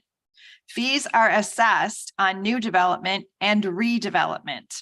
Fees are collected on residential and commercial improvements throughout the county, regardless of whether the development is in a municipality or in an unincorporated DuPage County. Fees are also collected whether a development is located adjacent to a county highway or to a state or municipal road. Impact fees raise about $1 million annually to fund transportation capital projects. After careful analysis of this impact fee project eligibility, the Division of Transportation funding sources and projected budget, it is my recommendation that the county end this program and eliminate the fair share road improvement impact fee. I believe removing this fee, which is cumbersome to calculate and impose, will free up staff time and give developers more reason to choose to build in DuPage County. Transportation Committee Chair Mary Ozog, Transportation Director Chris Schneider, and I agree that the transportation budget is robust enough to absorb the reduction without sacrificing maintenance services or the quality of our county highways. Tomorrow, Transportation Chair Ozog will convene a meeting of the Impact Fee Advisory Committee, and I respectfully ask the committee to consider my request to eliminate county highway impact fees. If the committee agrees, a resolution eliminating the fees would be considered by the Transportation Committee on May 16th and by the full county board on May 23rd. If it is the will of the board, we could then terminate collections effective immediately. I ask for your support of this effort to streamline our processes and make locating new building projects or improving existing buildings in DuPage a more attractive prospect. Okay, do we have consensus? We don't need consensus. Okay, all right. Okay. And now, on the matter of public comment, according to our county board rules, members of the public shall be afforded time to address the board. Individual remarks shall not exceed 3 minutes in length, nor shall the total time provided for all remarks exceed 30 minutes. Our first speaker is, we have no speakers. Okay, they may have left. Okay, the board has received public comment via our online portal. Per board policy, these comments were provided to members yesterday so they could be reviewed, and comments submitted electronically will be included in the minutes of this meeting. And on to the consent agenda. I seek a motion to approve the consent agenda. So moved. Okay. 23-17-69 DuPage County Board minutes, regular meeting, Tuesday, April 25th, 2023, 23-16-36, 4/21/2023 pay list, 23-16-45, 4/25/2023 pay list, 23-16-96, 4/28/2023 pay list, 23-17-48, 5/2/2023 auto debit pay list, 23-17-49, 5/2/2023 pay list, 23-17-55 change orders to various contracts as specified in the attached packet, 23-17-63 clerk's monthly receipts and disbursement report, April 2023. All in favor? Okay, and now on to county board and member Childress. Thank you, Madam Chair. Today I will present 4 appointments on your behalf. With AA, I would like to present the appointment of Andrew Locke for Roselle Fire Protection. Okay. Roll call, please. Childress. Yes. Covert. Desart. Aye. Eckhoff. Evans. Aye. Galassi. Aye. Garcia. Aye. Guston. Krajewski. LaPlante. Ozog. Aye. Rutledge. Aye. Shorzy. Aye. Tornatore. Aye. You. Zay. Cahill and Chapman. Aye. Okay, Member Childress. Thank you, Madam Chair. I will move on item 8B.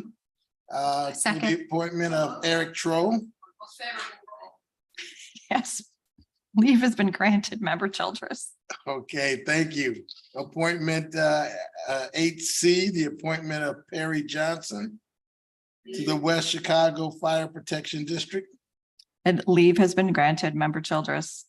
And 8D, the appointment of, and I'm sorry if I butcher her name, Amy Sinost to the Downers Grove Sanitary District. Leave is granted. Thank you, Member Childress. Okay, Finance and Member Chaplin.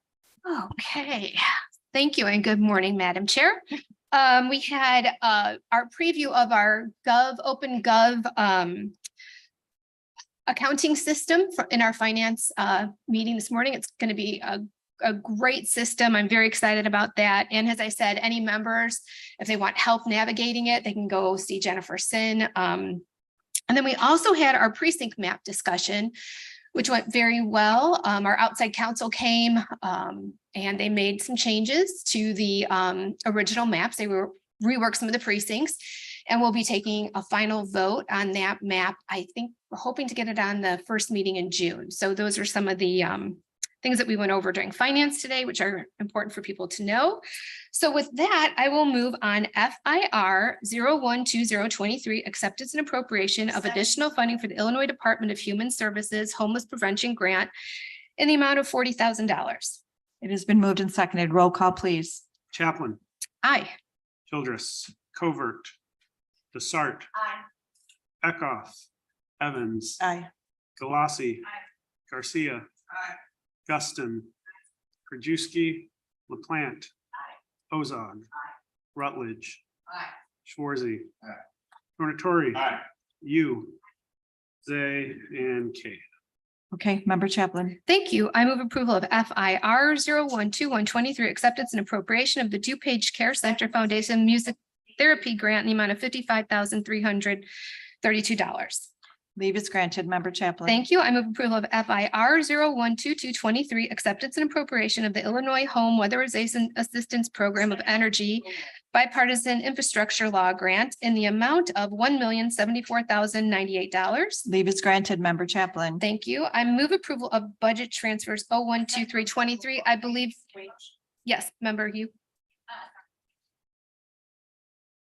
Discharge.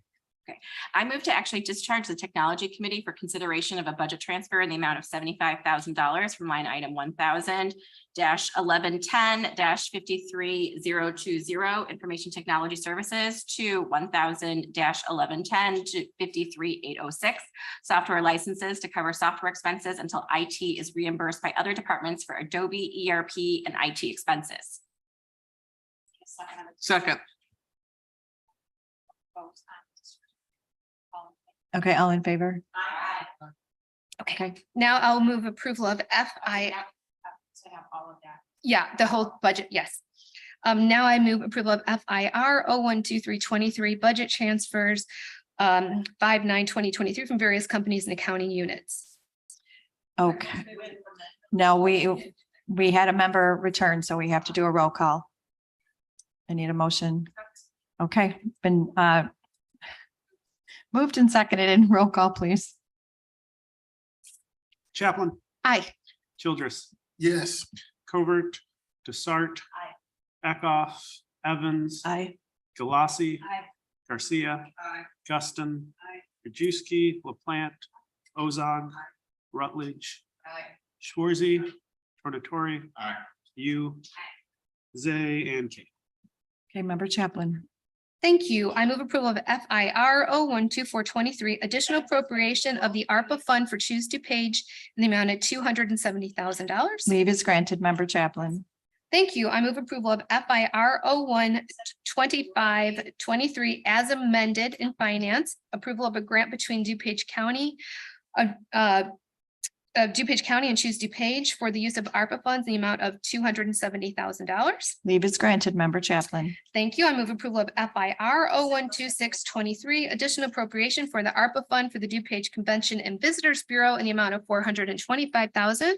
Leave is granted, Member Chaplin. Thank you. I move approval of FIR 012723 as amended in finance, approval of a grant agreement between the County of DuPage and DuPage Convention of Visitors Bureau for the use of ARPA funds, the amount of Leave $425,000. is granted, Member Chaplin. Thank you. I move approval of FIR 012823, additional appropriation for the ARPA fund for the DuPage Senior Citizens Council in the amount of $240,000. Leave is granted, Member Chaplin. Thank you. I move approval of FIR 012923, approval of a grant agreement between DuPage County and DuPage Senior Citizens Council for the use of ARPA funds, the amount of $240,000. Leave is granted, Member Chaplin. Thank you. I move approval of FIR 013023, additional appropriation for the ARPA fund for the Conservation Foundation Farm to Pantry program in the amount of $93,600. Leave is granted, Member Chaplin. Thank you. I move approval of FIR 013123, approval of a grant agreement between County of DuPage and the Conservation Foundation Farm to Pantry program, the amount of $93,600. Leave is granted, Member Chaplin. Thank you. I move approval of FIR 013223, additional appropriation for the ARPA fund for the Conservation Foundation Nature RX program, the amount of $48,077. Leave is granted, Member Chaplin. Thank you. I move approval of FIR 013323, approval of a grant agreement between County of DuPage and the Conservation Foundation Nature RX program in the amount of $48,077. Leave is granted, Member Chaplin. Thank you. I move approval of FIR 013423 as amended in finance, approval of the creation of a small agency grant program in the amount of $1,050,000. Leave is granted. Thank you. And finally, I move approval of FIP 000623, recommendation for the approval of a contract issued to Misro Insurance Services, Inc., an Alliant-owned company to provide insurance brokerage services for DuPage County on the amount of $79,500. Leave is granted. Thank you, Member Chaplin. Thank you. Okay, we have Animal Services. Are you, okay, Member Sarda is going to give the report. Good morning. Thank you. Animal Services Chair Krajewski had to leave, but I just wanted to let everybody know that we were a little bit late to this board meeting because we were downstairs in a conference call with some of the people working on the Animal Services new building. And we were going to have a groundbreaking ceremony on Tuesday, June 6th, but because some of the bids are coming in later, not at all, we're redoing the bid format. Nick, if you want to correct me if I get anything wrong. So we're going to plan on a groundbreaking sometime in July instead. So that's a little bit of an update on Animal Services. Good, Thank you. very exciting. Thank you. Okay, and environmental, we have anything to add? Member Rutledge. Thank you, Chair Conroy, and thank you all for the robust discussion that we had. I guess the bottom line for me is I am the environmental chairwoman of the county, and it is my job to improve the environment in our county, and that is my motivation. So thank you for your consideration. I would also make a motion on ENR 001623, memorandum of understanding between the County of DuPage and Midwest Renewable Energy Association to provide a solar group buy program at no cost to the county. It has been moved and seconded. Roll call, please. Rutledge. Shorzy. Tornatori. View. Zay, Cahill, Chaplin. Childress. Yes. Covert, Desart. Eckhoff, Evans. Aye. Galassi. Garcia.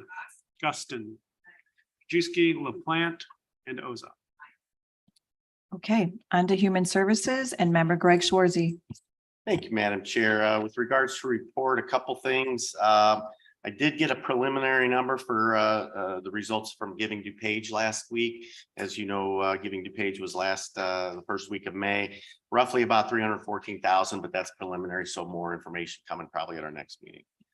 I also want to share that Vice Chair Garcia, myself, and our Executive Director, Mary Keating, along with the excellent staff of DuPage Foundation, we spent last week going through the 37 grant requests for round 3 of our transformational grant, which is an immediate grant. We got 37 requests for $3.8 million. We have between $1 and $1.5 million that we will be giving out this round. So we spent the time evaluating those 37 applications. We narrowed it down to what we felt was the top 21, and we requested those 21 entities to submit an application for the final grant approval, which we will be doing in June. So just an update there. And then just a reminder, the DuPage Care Center golf outing, I mentioned this last month, is June 16th. Golf and lunch begin at noon. It's at Prairie Landing Golf Club in West Chicago, and you can register through June 9th. It's $225 for lunch, golf, and dinner. And if you just want to attend dinner, it's $50. And remember, it all goes to the DuPage Care Center Foundation, so it's a wonderful cause. With that, I move on item HSP 5623, a recommendation for the approval of a contract purchase order to Medline Industries, Inc. to furnish and deliver Spectra 1000 UV disinfection device systems for the DuPage Care Center for the period of May 10th, 2023 through November 30th, 2023 for a contract total not to exceed $75,000.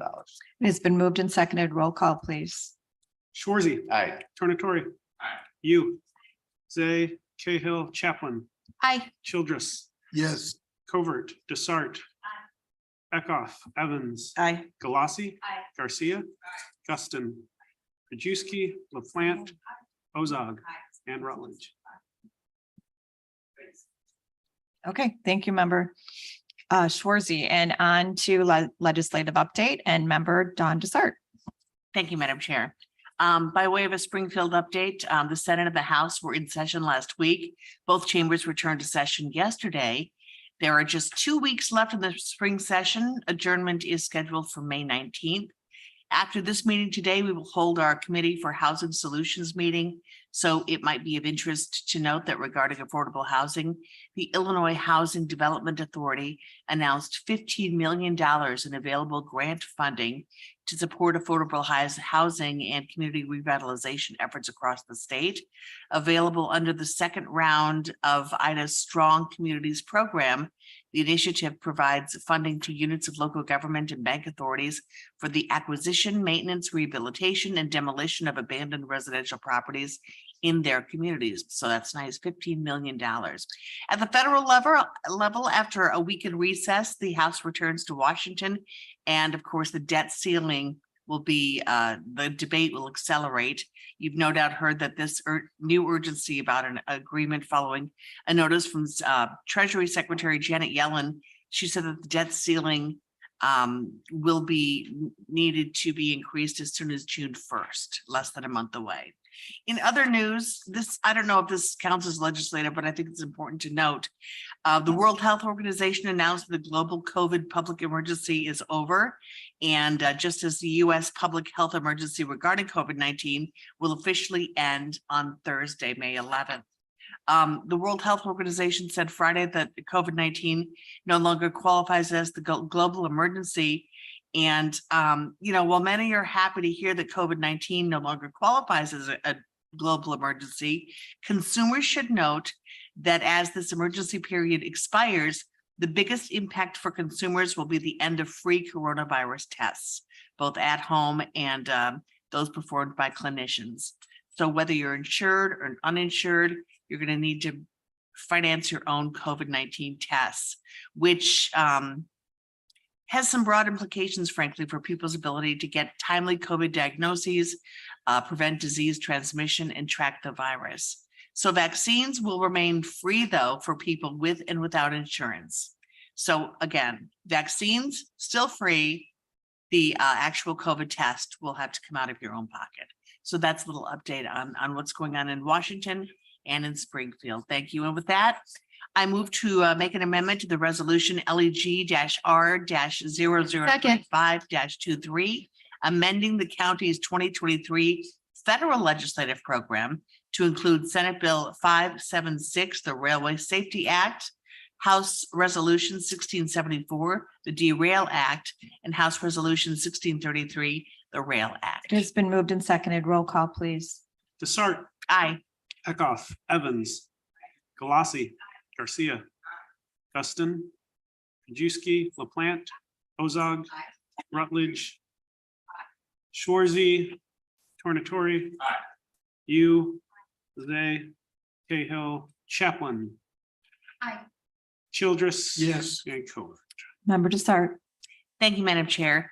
I move to make an amendment to the resolution LEG-R-0034-3, amending the county's Most favorable roll. 2023 state legislative program to include gun storage safety bills. Leave is granted. Thank you, Member Desart. And on to Public Works and Member Paula Garcia. Okay, just for a quick update, I just wanted to let you know that in Public Works, the Nordic wastewater plant is up and running and they've been monitoring, and the energy savings are actually more than they have been anticipating. So that's always good news for people.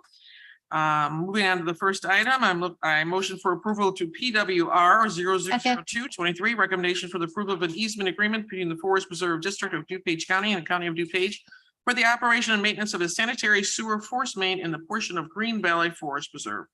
No additional costs to the county, by the It way. has been moved and seconded. Roll call, please. Garcia. Aye. Guston. Krajewski, LaPlante. Ozog. Rutledge. Shorzy, Tornatori. You. Zay, Cahill, Chaplin. Childress. Yes. Covert, Desart. Eckhoff, Evans. Aye. And Galassi. I move for the approval of PWP 003223, recommendation for the approval of a contract purchase order to HD Supply Facilities Maintenance Limited to furnish and deliver housekeeping supplies Second. and cleaning chemicals for public work facilities for the period of May 9th, 2023 to October 31st, 2025 for a total contract amount not to exceed $40,000. Okay, I need a motion for a roll call, please. Garcia. Aye. Garcia. Guston. Krajewski, LaPlante. Ozog. Rutledge. Shorzy. Tornatori. You. Zay, Cahill, Chaplin. Aye. Childress. Yes. Covert, Desart. Eckhoff, Evans. Aye. And Galassi. Member Garcia. A motion for approval of PWP 003323, recommendation for the approval of a contract purchase order to WW Granger Inc. to furnish and deliver miscellaneous maintenance, repair, and operations parts and supplies for public works facilities for the period of May 9th, 2023 to December 31st, 2024 for a total contract amount not to exceed $60,000. Leave is granted. Member Garcia. A motion for approval of PWP 003423, recommendation for the approval of a contract to Gasvoda and Associates Inc. for Teledyne ISCO wastewater sampling and flow monitoring equipment, parts, and repairs for public works for the period of June 1st, 2023 to May 31st, 2027 for a contract total amount not to exceed $60,000. Leave is granted. Member Garcia. And I motion for approval of FMP 006523, recommendation for the approval of a contract to Airways Systems Inc. for semi-annual clean of the kitchen ducts, hoods, fans for the judicial office facility, JTK Administration Building, Jail, and Care Center for Facilities Management for the 2-year period of May 26, 2023 through May 25th, 2025 for a total contract amount not to exceed $35,196. Leave is granted. Thank you, Member Garcia. And we're on to stormwater, and Member Tornatori will give that report. Thank you, Madam Chair. I'd move approval of SMR 62-23. A recommendation for approval to enter into an intergovernmental agreement between the County of DuPage and the Glen Ellen Park District for the Churchill Park Site Improvements Project for an agreement not to exceed $34,500. It has been moved and seconded. Roll call, please. Tornatori. Aye. You. Zay, Cahill, Chaplin. Childress. Yes. Covert, Desart. Eckhoff, Evans. Aye. Galassi. Garcia. Guston. Krajewski, LaPlante. Ozog. Rutledge. And Shorzy. Member Tornatori. Thank you, Madam Chair. I move approval of SMR 63-23, a recommendation for approval to enter into an intergovernmental agreement between the County of DuPage and the Village of Westmont for alley reconstruction project section H for an agreement not to exceed $66,129. Leave is granted. Member Thank you, Tornatori. Madam Chair. I move approval of SMR 64-23, a recommendation for approval to enter into an intergovernmental agreement between the County of DuPage and the Village of West Willowbrook for the Boris Memorial Parking Lot improvements not to exceed $99,000. Leave is granted. Member Thank you, Madam Tornatori. Chair. Move approval of SMR 65-23, a recommendation for the approval to enter into an intergovernmental agreement between the County of DuPage and the Village of Downers Grove for the Curtis and Glenview Water Quality Project for an agreement not to exceed $19,275. Leave is granted. Member Thank you, Madam Tornatori. Chair. Move approval of SMP 56-23, a recommendation for the approval of a contract issued to Environmental Consulting and Technology, Inc. for professional engineering services for hydraulic modeling and floodplain mapping services for stormwater management for the period of May 9th, 2023 through November 30th, 2024 for a contract total not to exceed $50,000. Leave is granted, member Thank you, Tonatory. Madam Chair. Move approval of SMP 57-23, a recommendation for the approval of contract issued to Strand Associates, Inc. for on-call drainage professional engineering services for stormwater management for the period of May 9th, 2023 through April 30th, 2024, for a contract total not to exceed $70,000. Leave is granted, member Thank you, Madam Tonatory. Chair. And finally, I move approval of SMP 58-23, a recommendation for the approval of a contract issued to Trotter and Associates for on-call professional engineering services for stormwater management for the period of May 9th, 2023 through November 30th, 2024, for a contract total amount not to exceed $90,000. Leave is granted, member Tonatory. Thank you, Madam Chair. Oh, thank you, member Tonatory. Okay, and transportation and member Mary Ozog. Thank you, Madam Chair. Okay, I move for approval of DTP 0193D18. Amendment to resolution DTP 0193C18 issued to BLA Incorporated for professional design engineering services for improvements along County Highway 9 Lamont Road from 83rd Street to 87th Street.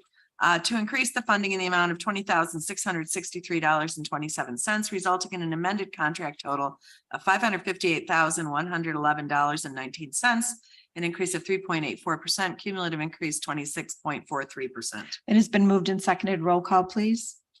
Ozog, Yes. Rutledge, Shorzy, Tornatore, you, Zay, Cahill, Chaplin, Childress, Yes. Covert, Desart, Eckhoff, Evans, Aye. Galasi, Garcia, Justin, Krajewski, and LaPlante. Okay, member Ozog. Okay, thank you. I move for approval of DTP 025-8A22. Amendment to the resolution DTP 025822 issued to Complete Fleet Incorporated to furnish and deliver automotive repair and replacement parts as needed for the Division of Transportation to increase the contract by $2,529.99, resulting in an amended contract total amount of $32,529.99, an increase of 8.43%. Leave is granted, member Ozog. Thank you. I move for approval of DTR 006723. Resolution for the chair of the DuPage County Board to execute a letter of understanding with the Oak Brook Police Department for Second, Ms. access Monroe. to the county's central signal system. Leave is granted, member Ozog. Thank you. I move for approval of DTP 006923. Recommendation for the approval of a contract to HR Green Incorporated for professional construction engineering services for improvements along County Highway 9 Lamont Road from 83rd Street to 87th Street for the period May 9th, 2023 through November 30th, 2027 for a contract total not to exceed $611,540.05. Professional services vetted through a qualification-based selection process. Leave is granted, member Ozog. Thank you. I move for approval of DTP 007023. Recommendation for the approval of a contract to Altorfer Industries Incorporated to furnish and deliver Caterpillar repair and replacement parts as needed for the Division of Transportation for the period May 14th, 2023 through May 31st, 2024 for a contract total not to exceed $30,000, not suitable for competitive bids, sole source, direct replacement of compatible equipment parts. Thank you. Okay, leave is granted. Thank you, member Ozog.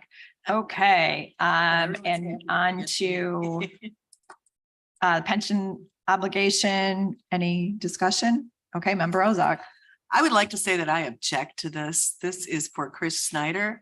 I just want to say that I object, but he has served us. He's been a fantastic leader of our transportation section, and he will be very missed. So I am sorry to see this, but I can't do anything about it. So thank you. I agree wholeheartedly with you, member Ozog. Member Desart. I have told Chris Snyder that he cannot retire at this time because we love him so much. Yeah, I tried that too. It didn't work. Yeah, it is still a free country, so Yes, we can say what we like. Yes, but- we can. But he's going to be missed, and I appreciate that he's staying on for a good while so we can fill his shoes. Thank you. As do I. Okay. And old business. Any members with old business? And new business? Any members? New business. All right. Okay. I'm informed we do not have matters before us requiring an executive session. And I will take a motion to adjourn. Yep. May I remind the members that we do have the Housing Solutions Committee meeting I suggest that maybe we start at 12:30, take about a 10-minute break. And because it's committee of the whole, we will need 10 people at a minimum for a quorum. So, thank you. Okay, it's very important Chair Torres, conversation. Can we order a pizza? Okay, I'll take a motion to adjourn. All in favor, this meeting is adjourned till Tuesday, May